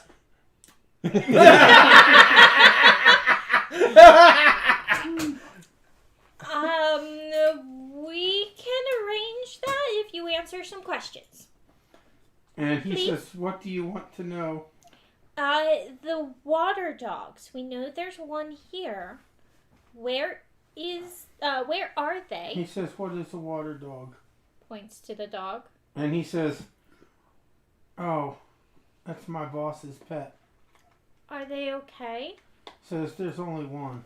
Yes, are they okay? As in, Says- are they hurt? He says, "No, he loves his pets." Says, Mind. Something's wrong with the mind. he says he loves his pets. He says, I'm sure it's spoiled rotten." What did he do to its mind?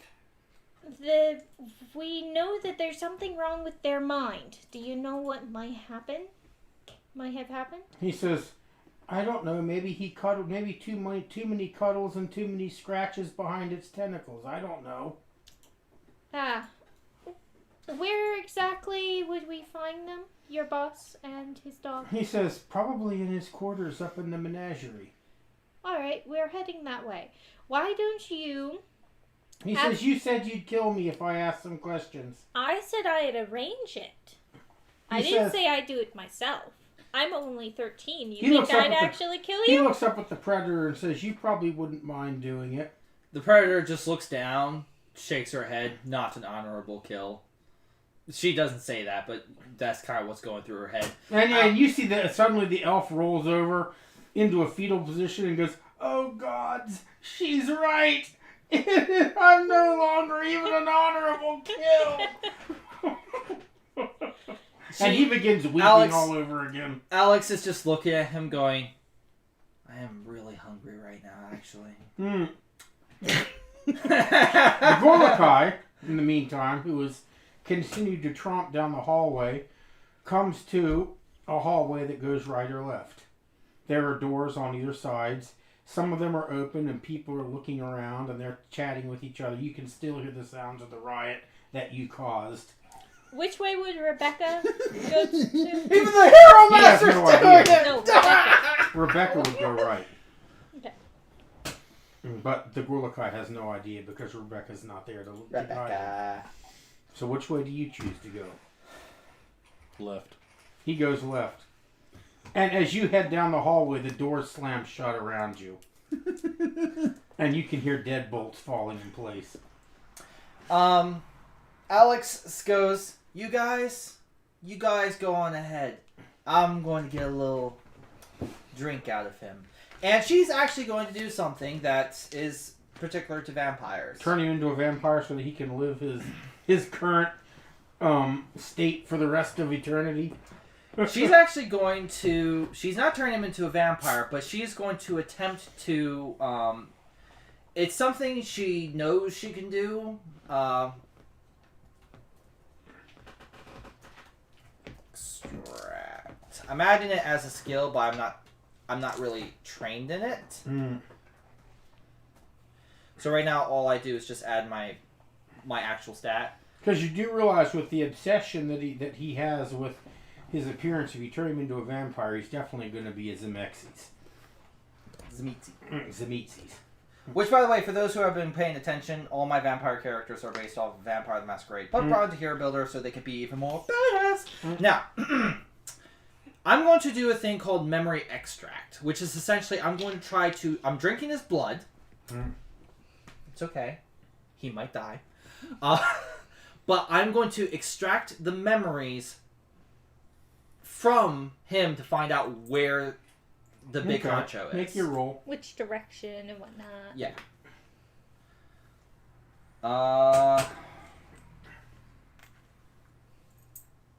12. He's not resisting, so you didn't have to roll very high. Okay. And the first memory you get from him is that the big boss is the guy that yells, "Splendid!" Apparently all of the computer images that appear as servants here are based exactly on him. Ah, splendid! So he is an elf who likes to say "splendid." And he apparently has a very jolly persona, but this Alec was particularly frightened by him. So there's more than just that he was a loyal servant, and also that both Alec and his boss are members of the Elven Syndicate. Interesting. And at that point, Alec begins to glow yellow upon that knowledge. You see her nod. Drinky. She's like, God dang it, I can't kill him. I can't. Oh, I really was looking for a blood pop soda pop. She sighs, and blood's kind of like there's just a little bit of blood. She's not one of those messy vampires. There's just a little bit of blood. She kind of like that, and then she goes, "All right. As much as I hate to say it, he has to stay alive for now." Do you want to just stick him in a corner and we'll get back And to you know, it? you see he's laying the fetal possession, weeping, but you promise. Alex goes, "Well, just like my life, it's disappointing." Jeez. I'm laying it everywhere. You see her just grab him by the ankle, lift him up, this rather short little millennial, his head's dragging down, and she goes, "Okay, let's go." And she starts dragging him down the hall. And then at this point, you hear him say, "Oh, I know." Everyone make an awareness check who's there.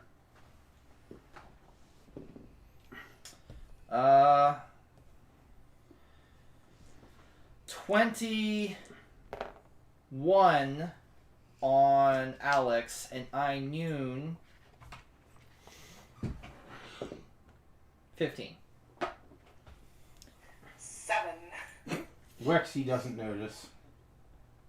We don't talk about Rebecca.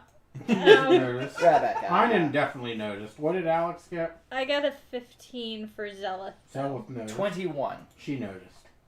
You notice that he has gotten into his pocket and he has pulled out a long, serrated and very evil-looking harpy knife, which he is now positioning between his hands to plunge into his own throat. Oh boy.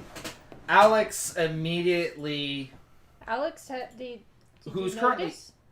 Yeah, I definitely. And I currently have a hold of him. You see her just do this. She goes, "It's useless," and she's going to make a blood hands, which is her one of her powers. And I'm going against his reflex. Okay. And he's not resisting, so. So definitely going to be a lot easier. 9 plus 6. I'm bad at math. 15. 9 plus 6 15. is 15. Yeah. Thank you. Thank you, Sarah. 15 to hit. That's a hit. He's held for 2 rounds. He finds that he's like, and this is where it gets really fucking creepy because I'm literally taking the bars off of vampires at this point, and I'm literally doing whatever the fuck I want for vampires. You see her just go, "It's useless." She flicks her hand and does a little cutting motion, and suddenly his own skin rips open and hands come out and grab the dagger, and basically his own blood is now holding him in a straitjacket. And he just gives this long, wheezy. He just gives this long, wheezy, agonized, "Please." Funnily enough, the pillow does not have any blood on it. She goes, "That's my property." Hippity hoppity, I'll shoot you for my property. The Gorlakai, who is tromping down the hallway, comes to a staircase going up. Rebecca sees him walking down the wrong way, looks at him, points up her finger, opens her mouth, and she goes, "Right, I'm not supposed to help you." "I'm not allowed to help you, but if I could, I tell you, you would be going the wrong way." And then she skips off the other direction. What's the Gorlakai do? And what's Ein do? You've just been disobeyed. A sort of roundabout, creative way of disobeying, which once again proves sentience because a true machine would not disobey. This machine just chose to disobey. She watches, and then she just shakes her head at you, very disappointed. Does the Gorlakai head back the right way? Yeah.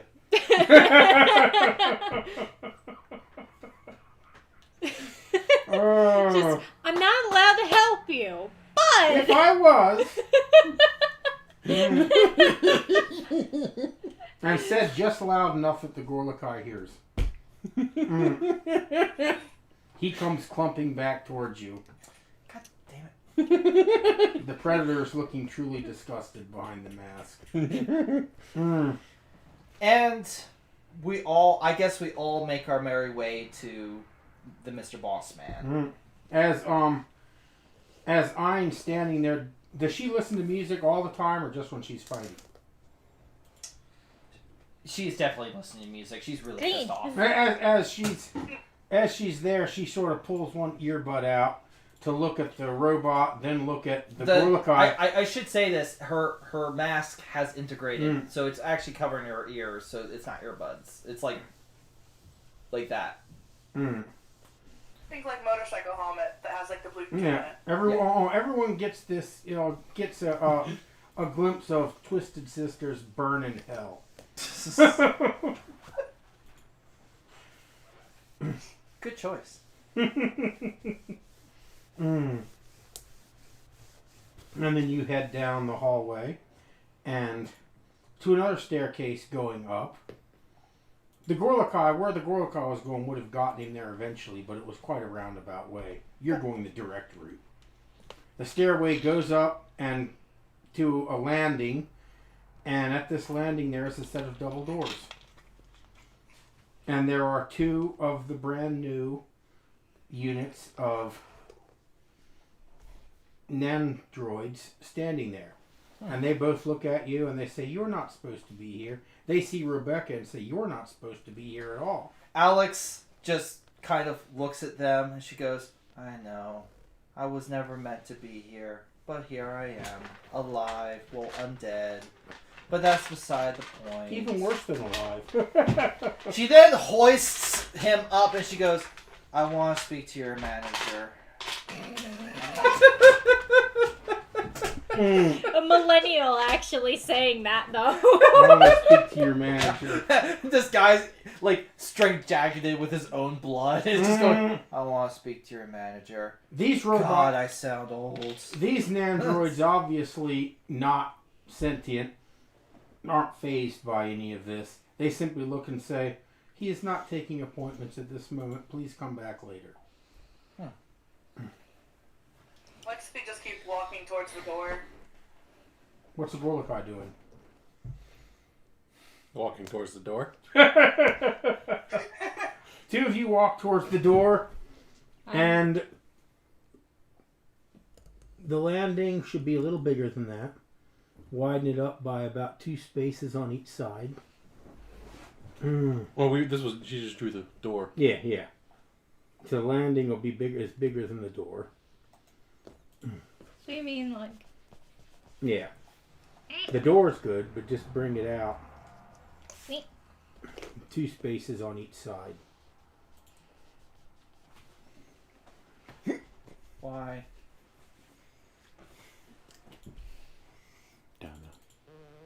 There, that's good.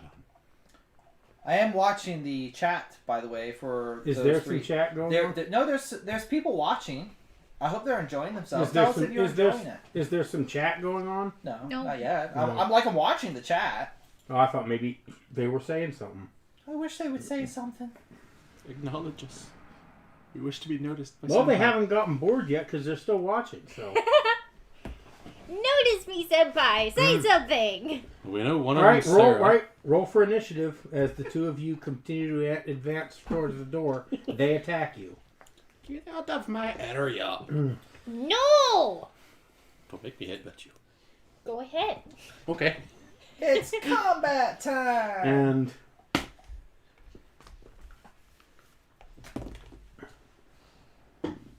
How many initiatives are we rolling here?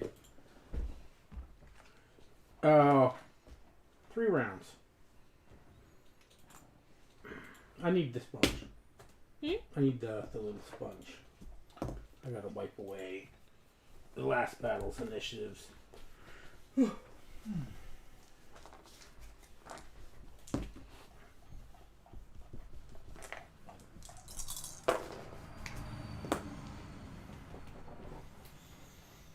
Just rolling initiatives for me is really easy. It's either I roll and I tell you the number, or I roll and add 5. This is the way. Alright, Mando. When I actually roll a dice that I can see the numbers on, that would probably be helpful. Yeah, that probably would help. You ready for my Nimbus? My Nimbus tip? Unless I keep dropping it on the floor. It's the whole reason I have the darn box and I'm not even using it. Alright, I got a 19, 23, 25. Okay, I'm ready for all of them. Alright. I got 10, 4, 15. Can I have the towel again? Thanks. Alex got 11, 12, 21.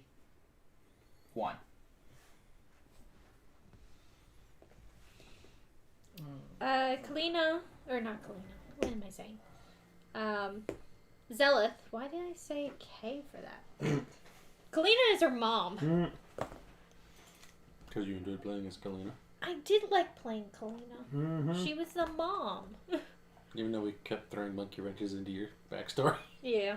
I can't believe you. 21, 16, and 22. And Rebecca has 12, 11, and 21. Wexy, 18, 23, and 20. okay. The nandroids initiate combat. And they both attack the huge hulking armor. No surprise there. And one rolls very well. Huh? Finally. One actually breaks its baton against your shoulder Whoops. ineffectively, but the other rolled a natural 20. Whew. So it does 12 points. That was... It actually jams its... Instead of swinging the baton, it gets creative and jams the end of the baton into one of your eye holes. Ow. And... Now you've done it. He lifts up his head. It's Zealous. still stuck in their hands, and she's hanging now. Zeloph is next, and now I'm going to do something that you put in my mind last actually the first session, but I haven't done it until now. Is that just as Zealous is about to do whatever you're going to do, a letter appears from your mother.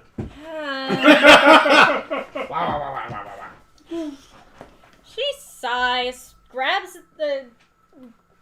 into her backpack, pulls out the little wallet, and pulls out the letter. She opens it up and lets it go. It floats in the air.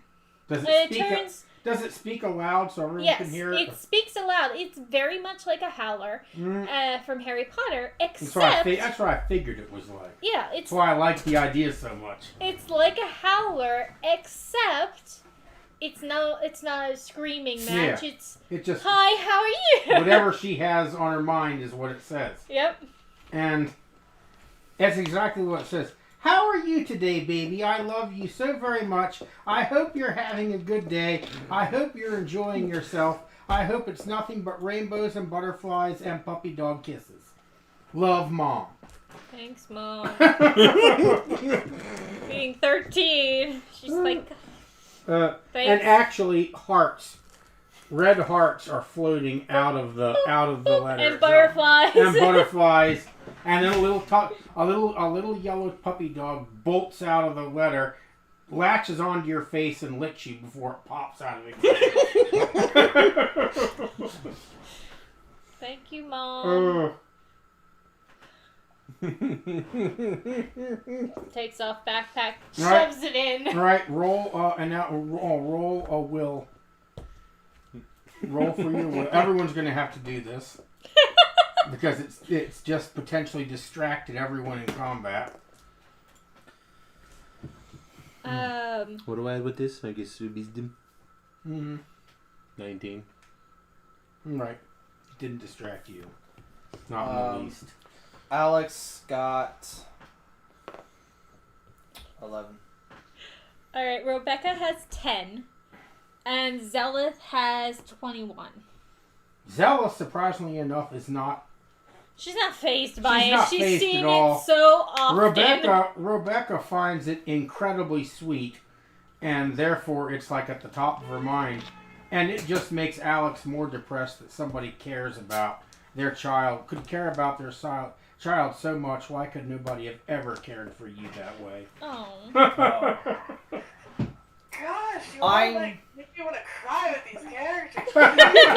You got a person that's been hyper depressed for 2,000 years. And I got 17. She's not phased either. And by the way, Tim, at the end of the game, I'm going to give you a letter back that she sends. Okay. So that you have a reaction to the letter. Okay. That's cool. That'll be fun. So it could be like, And I'm doing well. These are all the people that I'm traveling with. all right, so They heard your letter. all right, so you can do whatever it was Yeah. you were going to do because you weren't phased by the letter. So it's like, whatever, Mom. It's like, Mom, please, not right now. I'm in the middle of something. I'm gonna go after the one that managed to get Gilgamesh in the eye. Yeah, I'm holding my action because I don't think I can do very much right now. All right, I'm so very supporty. next is Gilgamesh with a baton sticking out of his left eye. And I straight up look at the guy who Girl. the Robot. robot that stuck a baton in my eye. I was like, well, meet axe or meet hammer, and I straight up attacked the thing with the baton still in my eye. I'm just doing a basic attack.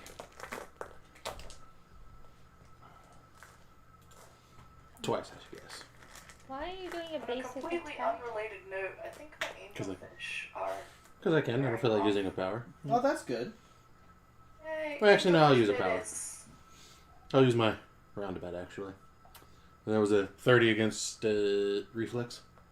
That's a hit. Whee! Where's a D12? There's a D12. For 20 points. 20 points. You smash both of them, but they don't go down. And that's my go. Next is Wexy. Okay.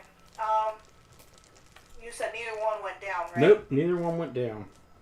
He didn't hit him Alright. quite hard enough. I'm going after the one that managed to get a hit on Alright. Gilgamesh. That is the one that is on his left side. Where am I at? Right there.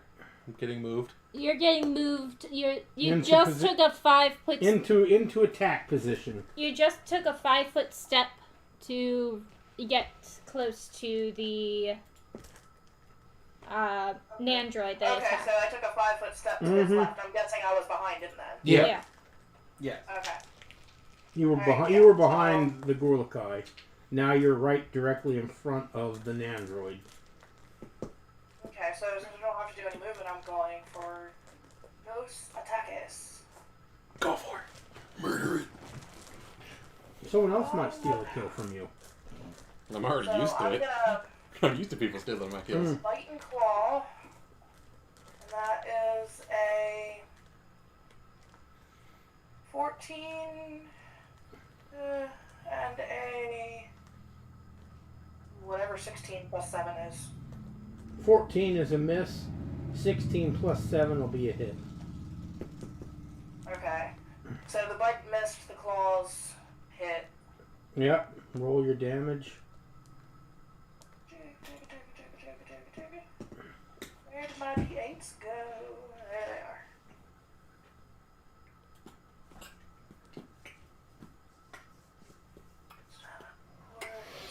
11 plus 5 is 16. Right. Describe how you take the Gorlakai's kill. He's really used to this now. Okay. It used to drive him crazy.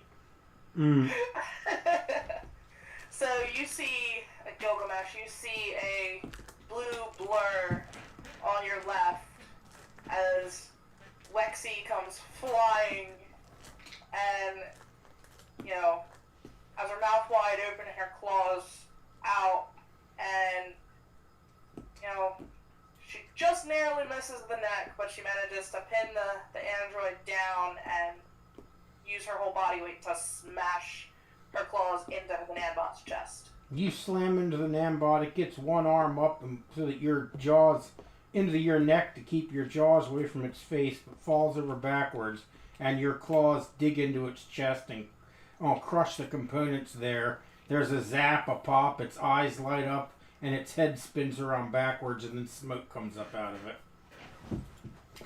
It's quite disturbing. And next is Rebecca. Rebecca. Rebecca cringes at that horrible sight of one of her kin exploding. But they were the newer version. Doesn't matter. No. You shouldn't have told me no. But as she can't help the Gorlakai, she instead gives the +7 to hit to Wexy and speaks within her mind. Excuse me, dear Water K9. If you hit their chest or neck, that is the weakest point to all of the Nandroid kind. So They're what and neck? I'm sorry. Chest and neck. Chest and neck. Okay. Which is just flavor. The mechanic is you got +7 to your next attack against them. Sweet.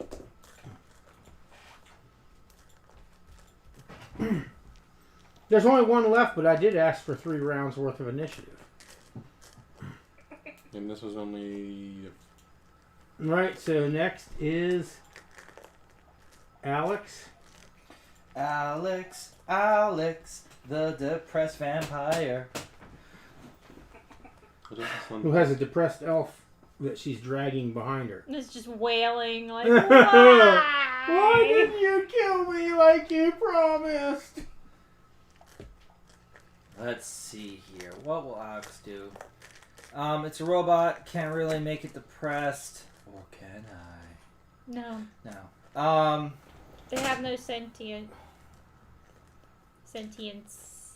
Good. They are not immune to psychological attacks. True.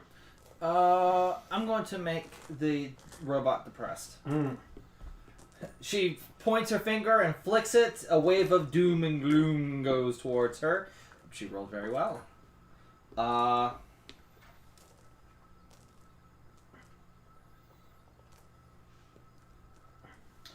23.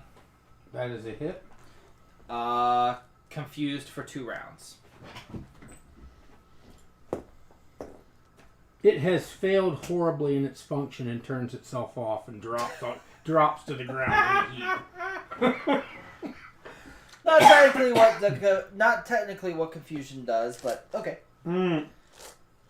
And When you confuse a machine. true. So combat ends. Wires got crossed in there. Combat does not end. Dun, dun, We are dun. at the top of the next round. Yes. And who is faster out of Gilgamesh and Wexy? Probably me. I have a +4 to my dex. So do I. So now it goes down to size. So Wexy's faster. Yep. Draw one on the other side. Bring it back to here. And that's the next chamber. Water Doggo goes first. Alright. I'm sorry, what was that? You go first. You're faster than Okay. Gilgamesh. Okay, so I'm just gonna go into the chamber then. So were the doors even closed? Yeah, the doors are closed. So I'm guessing you have to attempt to open the doors, or did... Yep. So I guess attempt to open the door. Sarah, Is she still there? what Sarah. happened to Sarah? Sarah. Did we lose her? Sarah. Can you hear me? Yeah. Yeah, there you are. Okay, there we go. I don't know what that was about. Yeah, you gotta attempt to go through the door, because it's closed. Is it locked? It's closed, It's closed. and it's your it's your turn, so you have to open the door. Okay. Or figure it if it's So locked. I'm gonna pull a page out of my own dog's book, and I'm going to get up and try and push the door out. Alright. The door pushes open easily enough, and you proceed into the chamber where you see a fairly large chamber with 4 pillars in it. Standing amongst those 4 pillars, there are 6 more nandroids with batons and pistols ready to go. In the center of the chamber, there is a 7th nandroid. This nandroid is slightly larger, and its chassis is completely black. The metal is completely black, every bit of it. She is wearing instead of a uniform like a maid, she is wearing a black tailored suit and tie, very nice, just like the elves. But you can still see the hands, the neck, the face, all are completely painted black. The hair is also completely black, and you see protruding up from her back from each shoulder blade is a second set of arms, and each one of these arms ends in what looks like a very large caliber pistol. And she is holding a pistol in each of her 2 normal hands. So there are 4 pistols trained on you. Meet Black Betty. I like it. Bam, wow. Mm-hmm. I played the song, but we get copyrighted. Alright, so what do you do, Wexy? You've just gone through the door. I'll count that as a free action because the door didn't resist.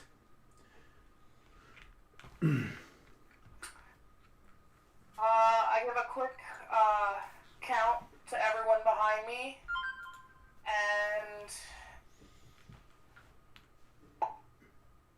I'm going to dash and put one of the pillars between me and Black Betty.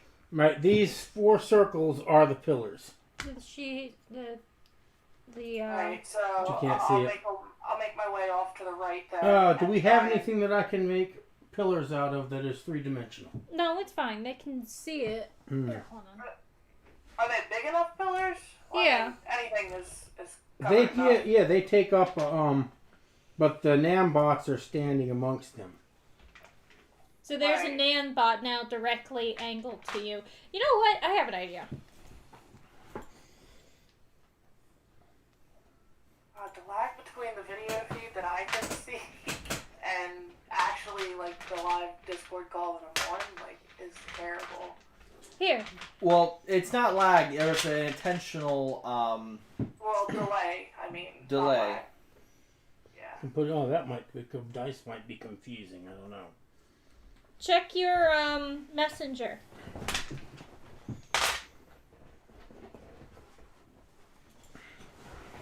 Okay. Yeah. Like my So, getting a pillar between you and Black Betty is going to put you in direct confrontation with a Nambot, no matter which way you do it.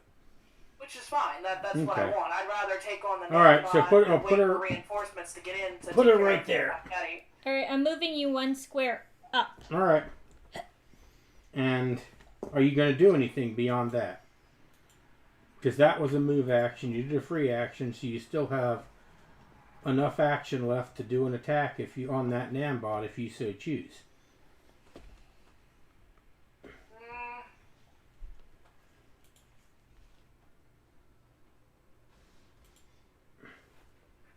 You know what?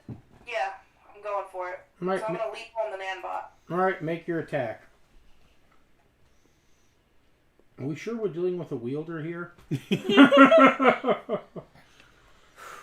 Technically, I think I'm more akin to like rogue, high. Oh, tech. she's Like, a, there wasn't she's a much strider. wielder, It's just the Yeah, no, she's not wielder. She's a strider. Yeah, she's Okay, a strider. all right. I thought she was. I was mistaken then.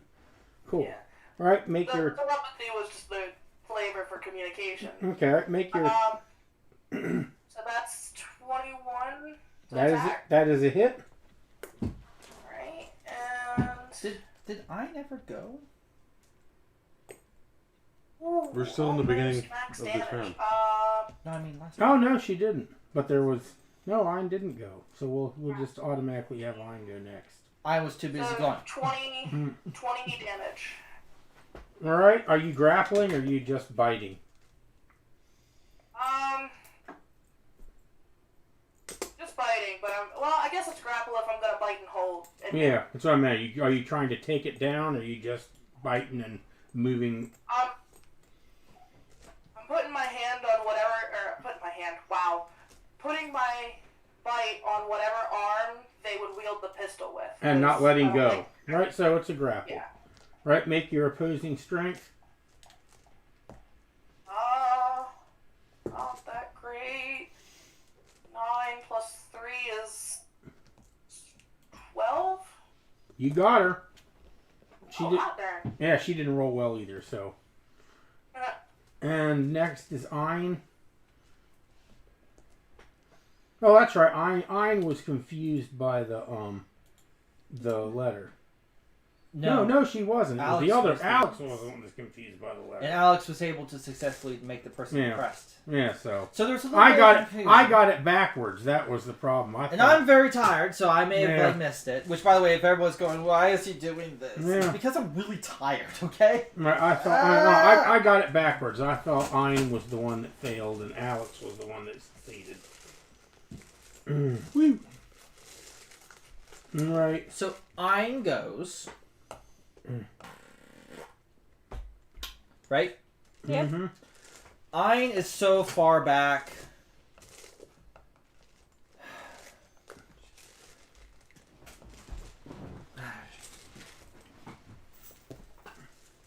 One, two, three, four, five, six, and she's making a running attack at Black Bay.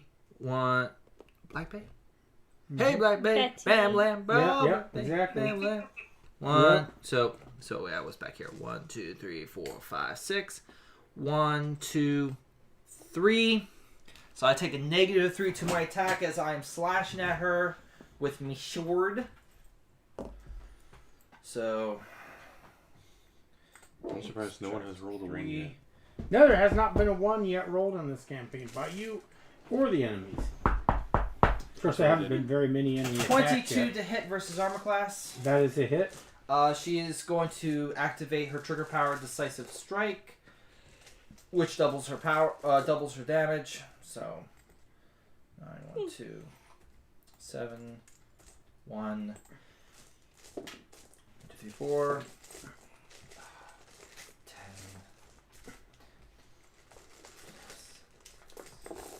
18 points of damage. She rolled very poor for that damage. Right. You hit her pretty hard. Black Betty down and out is next. Thought I was next. Suddenly after this... Wexy. Oh, okay, that's right. I thought I was next after. I'm getting this all mixed up. He's getting it all mixed up, Right.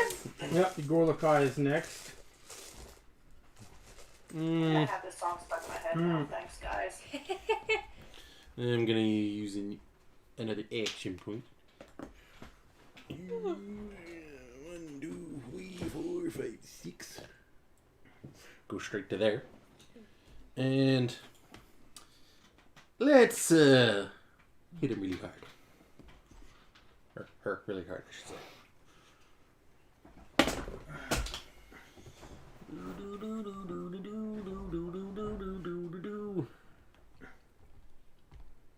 29. That's a hit. Woo! Black Betty down. Yes, that song was on my mind when I created her. Okay. For 32 points of damage. Right. So steady. And so she is next now. Now we should be back in order. Alright. There She we makes go. an acrobatics check. And she makes it. She rolls well. Uh-oh. Moves back to here. And actually to here, moves back this to here. And the two high caliber guns coming from the shoulders both open up on the sides of the guns, kind of like umbrellas popping out. And as they do, 2 sets of 6 apiece micro missiles each fire at the two of you, and simultaneously the 2 gun arms both train around on Wexy and fire at Wexy. Will she be able to see Wexy? Because We're of from the... her positions, but Wexy's got cover. Yeah. But she's still trying. See, she is essentially a combatant, and they have Homing. what? They home their aim. They to- have two independent combat systems that function simultaneously, so they're always quickened, and they can do attacks at multiple opponents. Oh, jeez.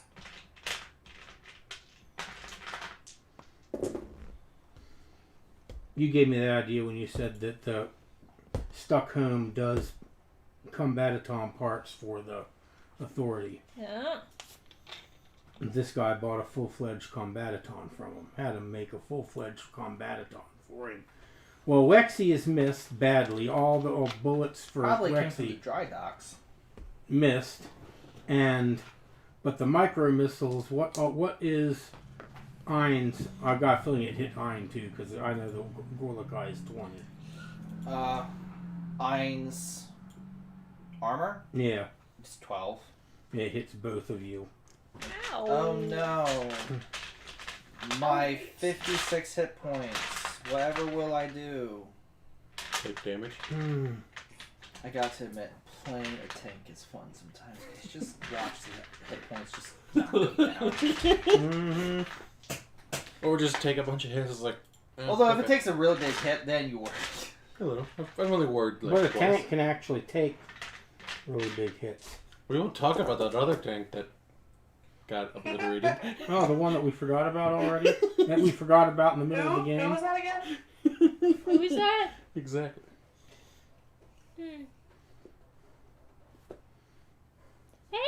Boo. I've been booped. What sort of damage do we get? I've been bamboopsed. Yes. 32, both take 32 points. Both take 32 points. That was a spicy missile. That's a And very spicy meatball. next is Zealous. Alright. What are you at? I've actually got the That was a initiative spicy going on the proper meatball. line now.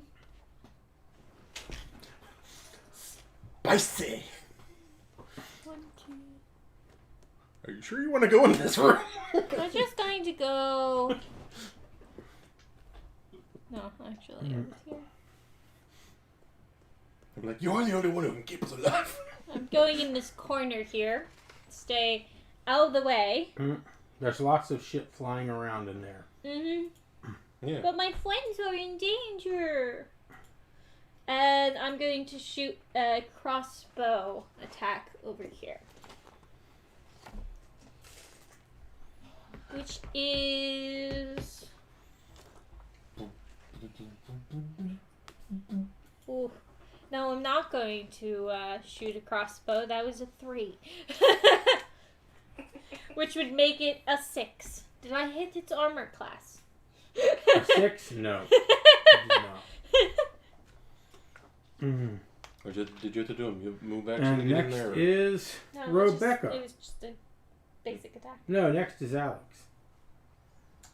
The depressed millennial is out. There's a The lot two, of bad the things two millennial, happening the there. 2 millennial old millennial. 2 millennias. You see her take a 5-foot step, looking at what's going on, and then she just sits down next to the guy, kind of like props him up, and she goes, "Listen here. I know it You sucks. see what's in there? That sucks. But our existence sucks more. And I don't want to make it even suckier by going in there." She doesn't do shit. Her depression kicked in. they're sitting there being depressed together. I ain't going in there. Next is Rebecca. Rebecca. Sorry, I can't help it. I should change her name to something just as punny. Maybe Deirdre. Then she sprouts wings, 3 heads, and grows to 500 feet. Huh? Because then, that's too close to King Ghidorah. Deirdre? Yeah.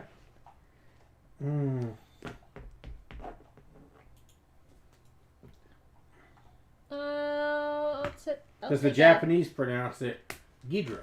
Ghidra. That makes sense. Americans correctly pronounce it Ghidorah, but the Japanese pronounce it Ghidra. I'm going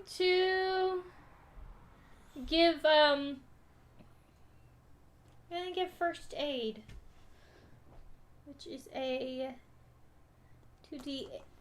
Oh, wrong die. Need my pink. Need my pink.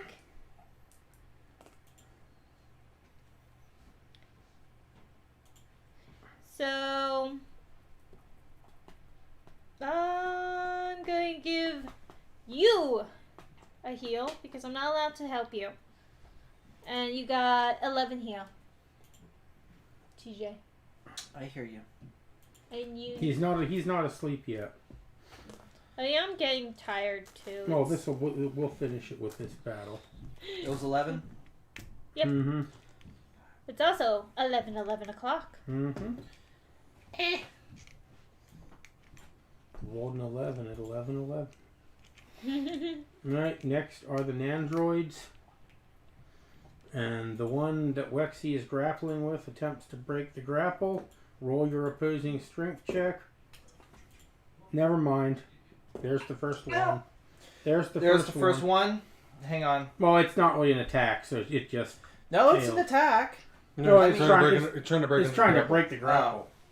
Dang. It rolled a 1 trying to break the grapple, so... Are you sure? Because I have the fail wheel. Yeah.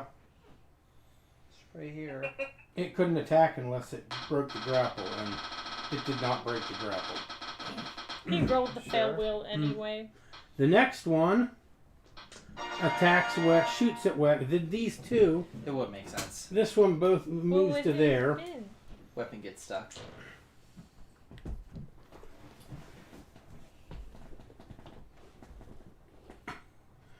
That one moves back into that corner. Who is in front of who? Back there. Who is those two characters in the back corner? This is Zelith. This is Rebecca. Alright, this one shoots at Rebecca. Ow. And what is her armor class? 14. Everything's 14. Okay. It misses. These two both shoot at the Gorlakai. And one hits, one misses. He takes 11 points. The other one missed. These two both shoot at Wexy. And now you can roll the fail wheel. Yay! Because they both missed and one rolled a 1.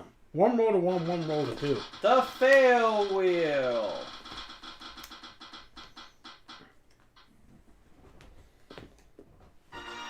Trips. It trips and falls. It trips over the one next to it. Falls into the wall and lands in a heap. Good job. And Ein gets to attack a second time this round. Oh, Since we missed the first round, she's last. Okay. I will make my attack. Well, she's really far away, isn't she? Not really. You can Um, make a move action to get to her, but...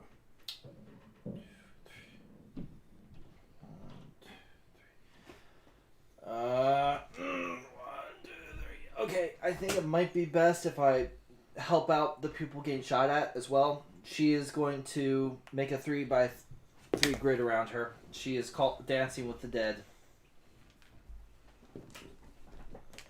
Good fucking roll. 18 plus... No, not 18. 15 plus 8. 23 to hit. That hits everyone. Just barely hits Black Betty. 2. That was fucking awful. Damage sucked. Damage fucking sucked. 9. I Nothing. rolled a 1 and a 2 for damage. Nothing falls. Oh. And top of the round, Gilgamesh going first with 25.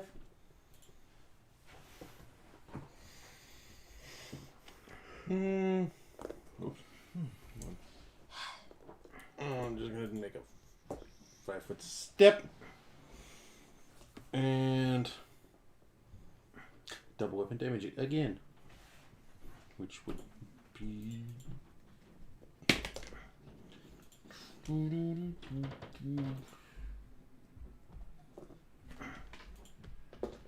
$29. It's a hit. Woo.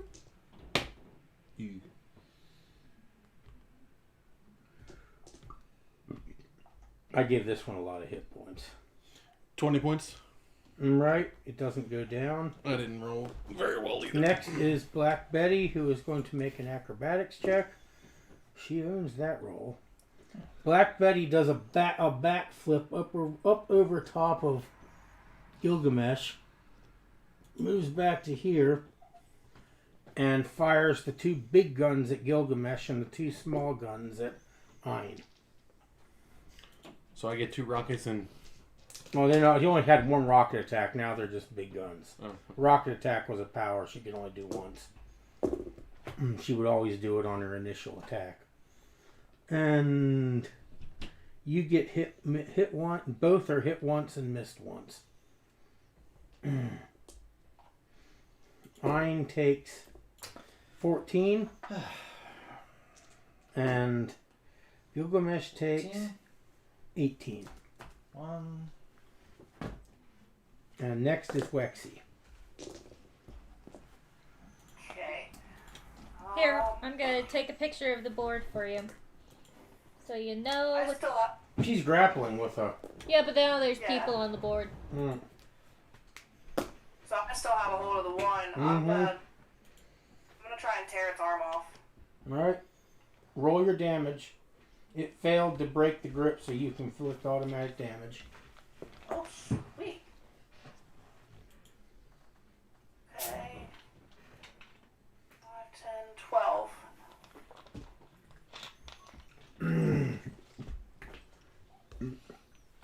You succeed in tearing the arm off. Sparks fly, and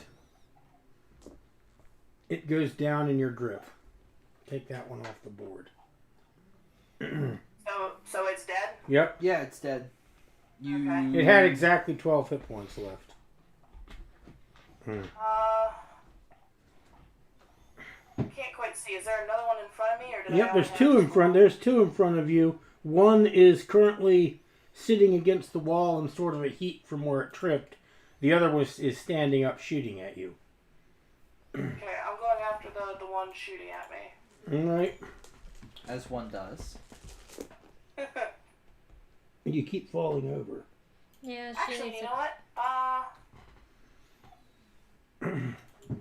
No, I'm gonna save that. So I'm gonna take care of this one and then. Alright, make your attack. Are you grappling again? Actually, I'm gonna go after both of them. I'm gonna use electric surge. Alright, make your attack. Okay.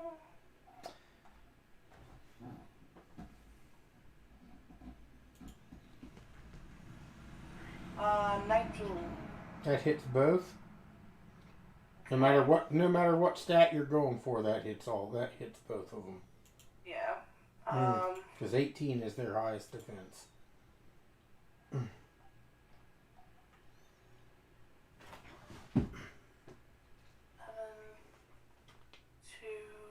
9,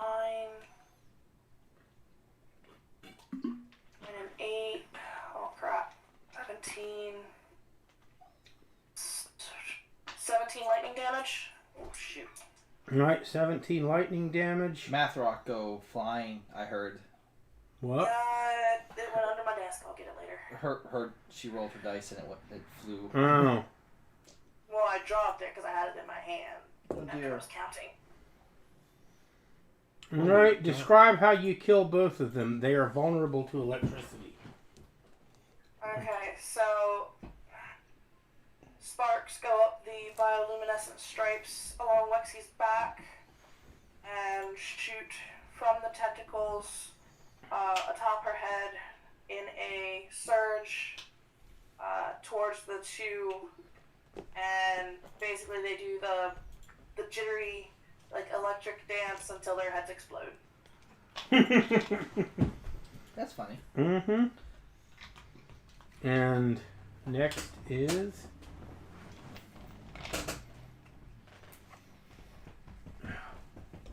Zealous. Okie dokie.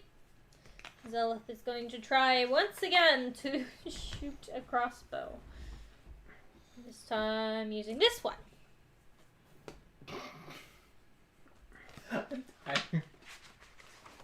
What? Does a 17 hit their armor class? No. This one is all the way up. Nope, just barely misses. Oh, okay. Their highest, that armor class is their highest defense, which is 18. Cool. Next is... Well, I will do it again. Oh, okay. Yeah, basic attack, so you can... Do it again. I got 20 this time. That was a hit. Yay me! 2d8. This one, and where's my other d8? They are all hidden from me. They're here. 2d8. 7, 11 plus 13 damage. Right, it doesn't go down, but you do shoot it. Okay. The arrow is sticking out of the side of its neck. A few sparks pop out of it, and you see it looks down at the arrow, sort of looks at the arrow going out of its neck. Oh dear. Who is faster out of Alex and Rebecca? Alex has +5 dexterity. So Plus Alex, 2. Alex will be faster. Alex! Just 14 everywhere, okay? Looks in and she goes, very bad. I'm not going in there. I kind of just want to sit here. Here, hold on. A great way to cheer up is to eat Pop-Tarts. But I don't have any Pop-Tarts and I can't eat them anyway. But, you know what? And she falls asleep. She's a vampire. She's tired. She's depressed. She falls asleep on the guy who's like this in his own blood. Rebecca. She is not winning her manic depression rolls. Her flaw is taking her to town back there. Rebecca. Okay, Rebecca is... Lexi's cleaning up all the androids. Yes, she is. And I do not have an actual attack.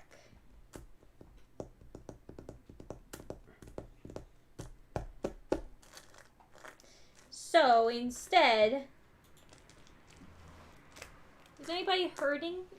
Yeah. I'm not allowed to help you. Anybody else hurting? Well, Alex is definitely doing okay, but she's at She's just 21. hurting on the inside. No. Alex is hurting on the inside, but Ein is hurting on the outside. She's at 21 health. Yeah, she's hurting 7. pretty bad. 10. You need it more. 10 more health. 10 more health points. To you. Because you didn't. You said that I couldn't help him. Yeah, And the only reason why she was able to convince herself to help him in the path is because she knew he would in turn help the group. So in her head, she's like, well, if She he's did what a sentient burst person does, and she made a choice. Yeah. Right. True. So, does she heal? Yes, I healed Ainun. And now it's Ainun's turn. Ein Yoon, looking over at you, who's really fucking hurt right now. Now, how many hit points does he have left? 7. I'm not allowed to heal him.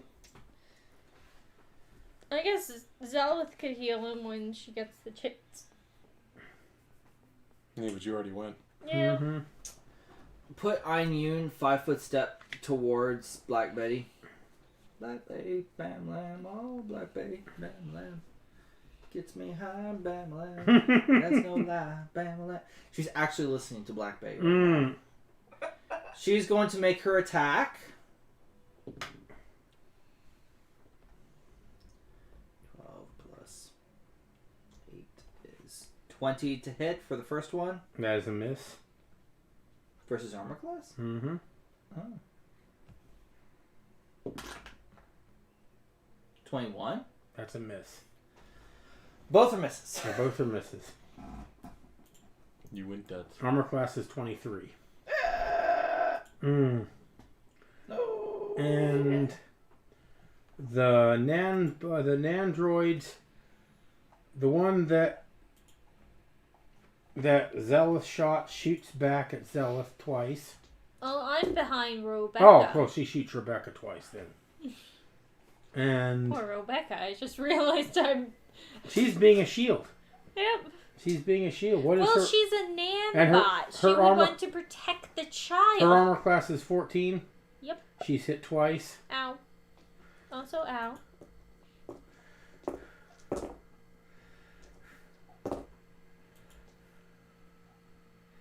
For a total of 21 points. Ow. It rolled very well on its damage. Ow. And this one shoots at That's not quite right. Ein. The other one shoots at the Gorlakai. And Ein is hit and the Gorlakai is missed.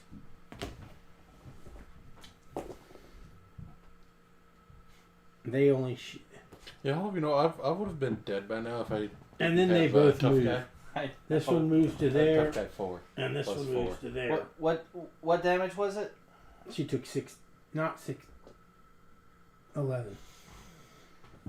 I misread the 20. one dice. Ariel, you need to heal you. The only reason I'm staying alive is because I have a tough guy. And that one missed you.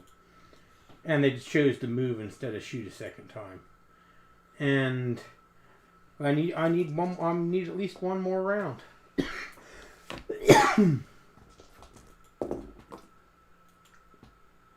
I got a 25. Got a 20 for Zelith and No. 17 for Rebecca. 4 for Ein.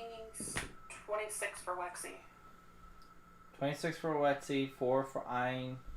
And 12 for Alex. And what about Rebecca? What was it? God, I don't remember. I didn't write it down. Oh, roll it again. Hope you get the same number. What did Gorlakai get? No, 25. I didn't get the same number. 11 for Rebecca. And Zelith? It's like 20 something. God dang it. We'll make it a 23. Okay. Why didn't you write it down? Because I said it out loud. Yeah, and I was hearing everybody else's.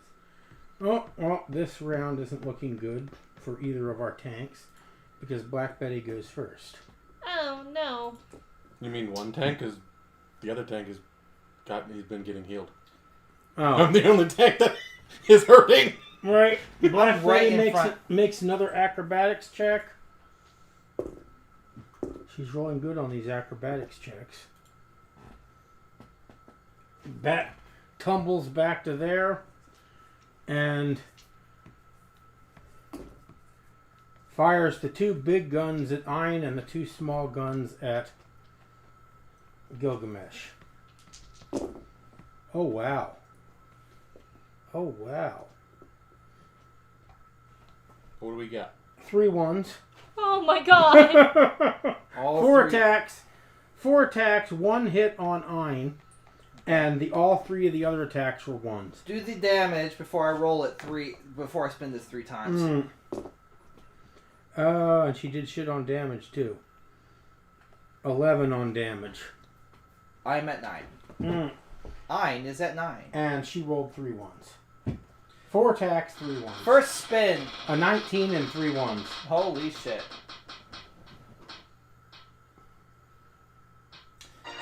Weapon flies 7 spaces away. Right, so one of the pistol that she's holding flies out of her hand. She flicks it out and it goes whoop, whoop, whoop, whoop. Drops her weapon. The other one of the guns that are attached, so she can't drop it, but somehow it just disables. Something doesn't connect. Alright. Last spin. Inspires the foe, which, you know what? Both Ein and Gilgamesh get will get 1 extra action attack against Black Betty this turn.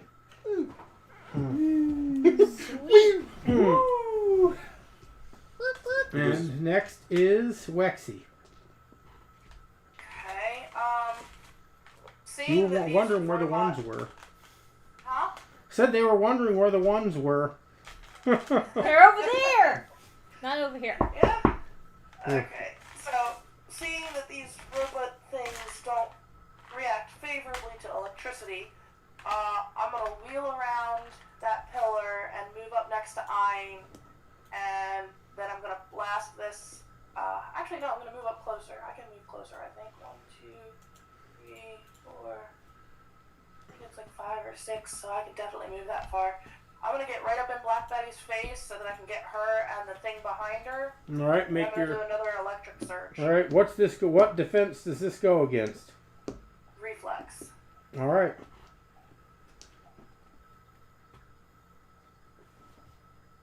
You want to use an action point before?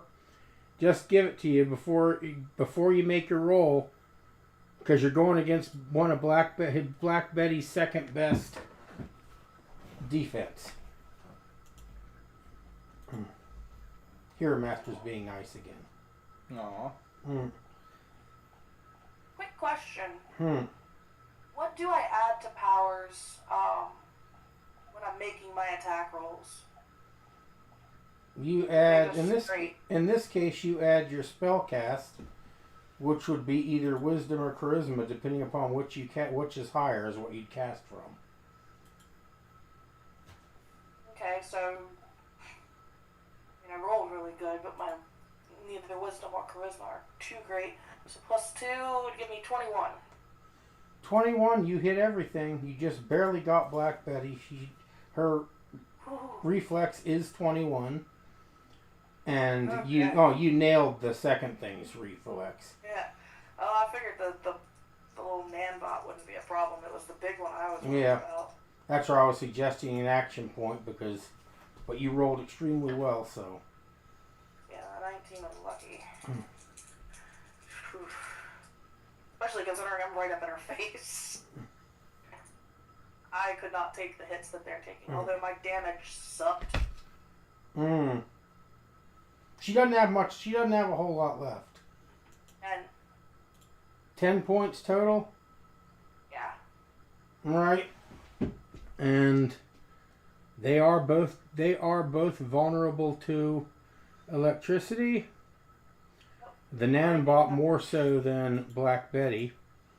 Black Betty is still standing, and the Nanbot goes down.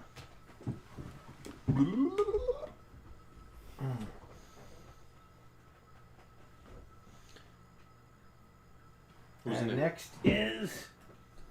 I was waiting for her to describe the attack. Oh shoot. I didn't realize you wanted me to describe it. No, I always only could. got with 1 kill. Yeah, well, but you got Black Betty down to 2 hit points, and you took out the Nandroid. Oh jeez. Okay. Alright. Same as before. The attack gets charged up, runs up her spine along the stripes, and exits in a wave. Leaves a kind of like a fried heap of scrap behind Black Betty. And Black Betty herself is now stumbling, and her upper torso is spinning in a complete circle, and all 4 arms are trying to adjust themselves to try to find a target, and her head is spinning in the opposite direction as her body. Lexi just hisses at her. And next is Gilgamesh. Gilgamesh. Unless you roll shit, nobody's taking your kill this time. She only has 2 hit points left. All you gotta do is hit her. You don't even need to roll damage. Yeah, because my base damage. Oh, your strength bonus alone will take her out. She's essentially a minion right now. I'm slowly walking towards him because I am, hurting. And when Gorlikas get really low on health, their armor is somewhat kind of shattered, shattering itself, kind of thing. So there's probably like red steam issuing up out of you all around. You look even scarier now hurt than you did healthy. And you've still got a baton sticking out of your left eye socket. The baton at this point is smoldering and smoking and starting to slowly melt. Well, let's see. 29. Describe how you take Black Betty down. Her armor class was 23. Straight up uppercut with my hammer.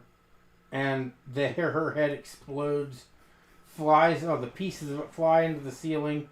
The body slowly drops in a heap while the upper torso is still spinning, so now her legs are spinning around and she's moving in a slow circle until she starts winding down.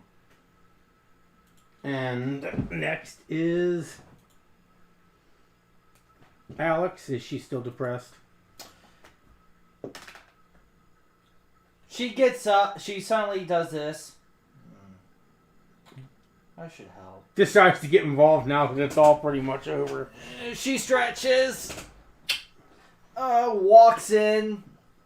Put her in there right next to Black Betty. No, Black Betty's gone. We just haven't moved her. Oh, you haven't removed her. Yeah. Well, she's essentially still moving, but... She's dead. She looks in at the other two. who've got themselves backed into the back of the room. She points at them, and she goes, "You." And you see her just kind of like reach into her sweatshirt, and then you just see her rip off a piece of her flesh. This is normal. And she throws it to the corner, and she is doing blood hands. Burst 1. Please, they're not really next to each other, are they? No. Well, she's going to probably be best. You know what? She's not going to do that. Actually, she's going to have to because the other one is requires them to have blood. So she throws it to the one on the right, and she's The one in the corner. The one in the corner. And she throws it, and she's going to make her attack versus its reflex. 17 plus 6. It's automatically. It's already a hit. 23. The 17 got it. Alright, and with that, held for 2 rounds. As the piece of flesh bounces into the corner, suddenly a pool of blood erupts from it. Hands reach up and wrap it into a straitjacket, just like the guy outside. Next is Rebecca. No. Rebecca. Next is Zealous. So Zelith is going to do the thing that she should have done.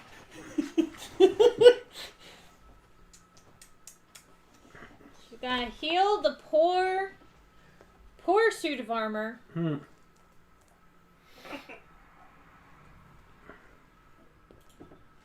Poor guy is barely hanging on.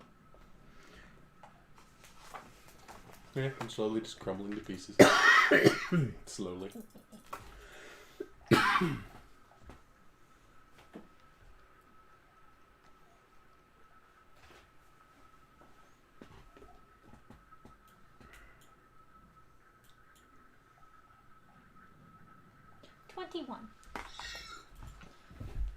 And next is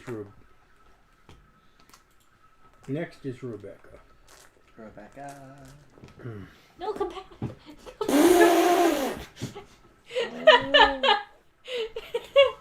Just rolling across. Alright. What is the rowboat? Rebecca takes. Rebecca. I said Rebecca. Sounded like you said Rebecca. It did. Thought I said Rebecca. Oh well. She takes 2 steps to walk over to Alex, and she says, "Hey Alex, I've been wondering where you are."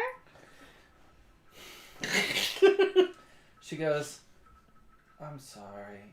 I was just out there thinking about how awful life is, and then I realized I'm dead, so it doesn't really matter." Well, I appreciate you coming back, and I'm glad you did. She goes, "Okay." You see her just kind of scratch as the flesh regains, and you see just the puffiness of the shirt come back. Certainly hope that heals okay. She goes, "Oh, I'm like Deadpool. You could rip off my head, I'd be fine." What? What? She goes, "Oh." Hold She on. then looks at Gilgamesh. She goes, "Knock my head off." No, wait. I got this. Hold on. She says, "Wait, what?" Alright, hold on. Then her face goes blank for a second. She rolls for knowledge internet, in which she got a 30. She now knows everything about Deadpool. Like, oh, that's what Deadpool is. Oh, that's quite interesting. She goes, "Yeah, but not really when it comes to vampires, because we all can do it." Well, I think it's quite unique.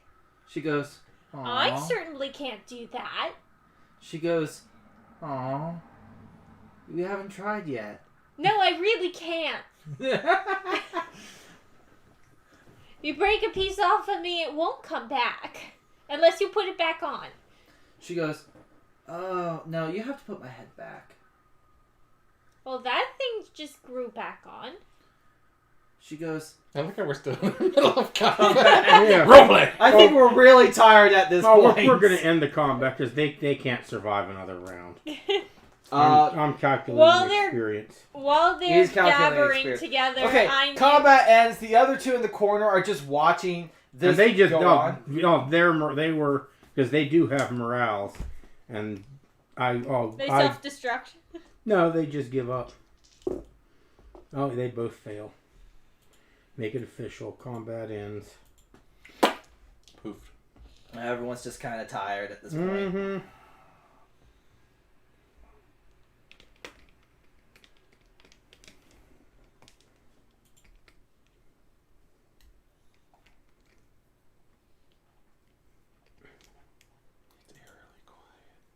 It really is. I think everyone's pretty tired at this Yeah, we point. are. I'm on leave. But anyway, that was a very fun game. We had some people pop in, say hi. Well, they didn't ever say hi, but I saw them pop in. So, Tim, do you have a cutscene? Not yet. All right. Give us a cutscene. Total for the adventure. For the 2 combats, everyone gets 505 experience. Yeah. And Rebecca gets 15 for her internet check. And the other checks that we had. Gilgamesh gets 15 for his intimidation. And Alex gets 15 for her intimidation on the dude that's all depressed and wanting to die. Mm-hmm. What intimidation? Oh, you just made him as depressed. Let me see. Yeah, but it had a huge effect though, so He it broke was his really morale. fucking depressed. Man. And Which is its own form of intimidation. The Now- intimidation of your own psyche. now for a cutscene. Yes. Cutscene! Right, we hear the sounds of explosions and combat. We see that we see an elf. He looks exactly like the elf that appears everywhere and says, "Splendid!" And he's sitting in a large captain's chair in front of a table. His feet are kicked back, and he is watching a series of screens. We hear explosions and combat. On one screen, we see the combat that's going on between you and Black Betty. On another screen, we see the riot, which is starting to die down. And then we see, on yet another screen, we see a face. Not a human face. Not an elf face. Looks like a dragon face. Something very similar. Something huge, reptilian. There are spines, there are horns, there are enormous teeth. And it is looking, and the elf is saying, "So, 15,000? Is that an agreeable amount?" And the face in the screen nods and says, 15,000 is agreeable. The elf says, "It's a bit steep, but they are causing me quite a bit of problems, as you know." And the face says, "There's no way I'm going to be able to get there in time to help you." Oh, I'm certain of that. He says, I don't expect to win this encounter. Says, but vengeance is a dish best served cold. And as he says this, there's a water dog, slightly larger than Wexy, male. It is laying at the elf's feet. It stretches out languidly, reaches its head up so that he can scratch it under the chin, and then behind one tentacle, and it nuzzles up against him and starts rubbing up and down like a contented kitty cat. Huh. Whatever he's done to it, it has no idea that it is sentient or even able to communicate telepathically. It's a contented pet. It has been broken. How's that make you feel, Sarah? I am very irritated right now. That's a good way to feel. Anyway, I think it's time to say goodnight to everybody, and we'll see you next time for the next episode in the Yellow Ribbon Chronicles, Tales from Star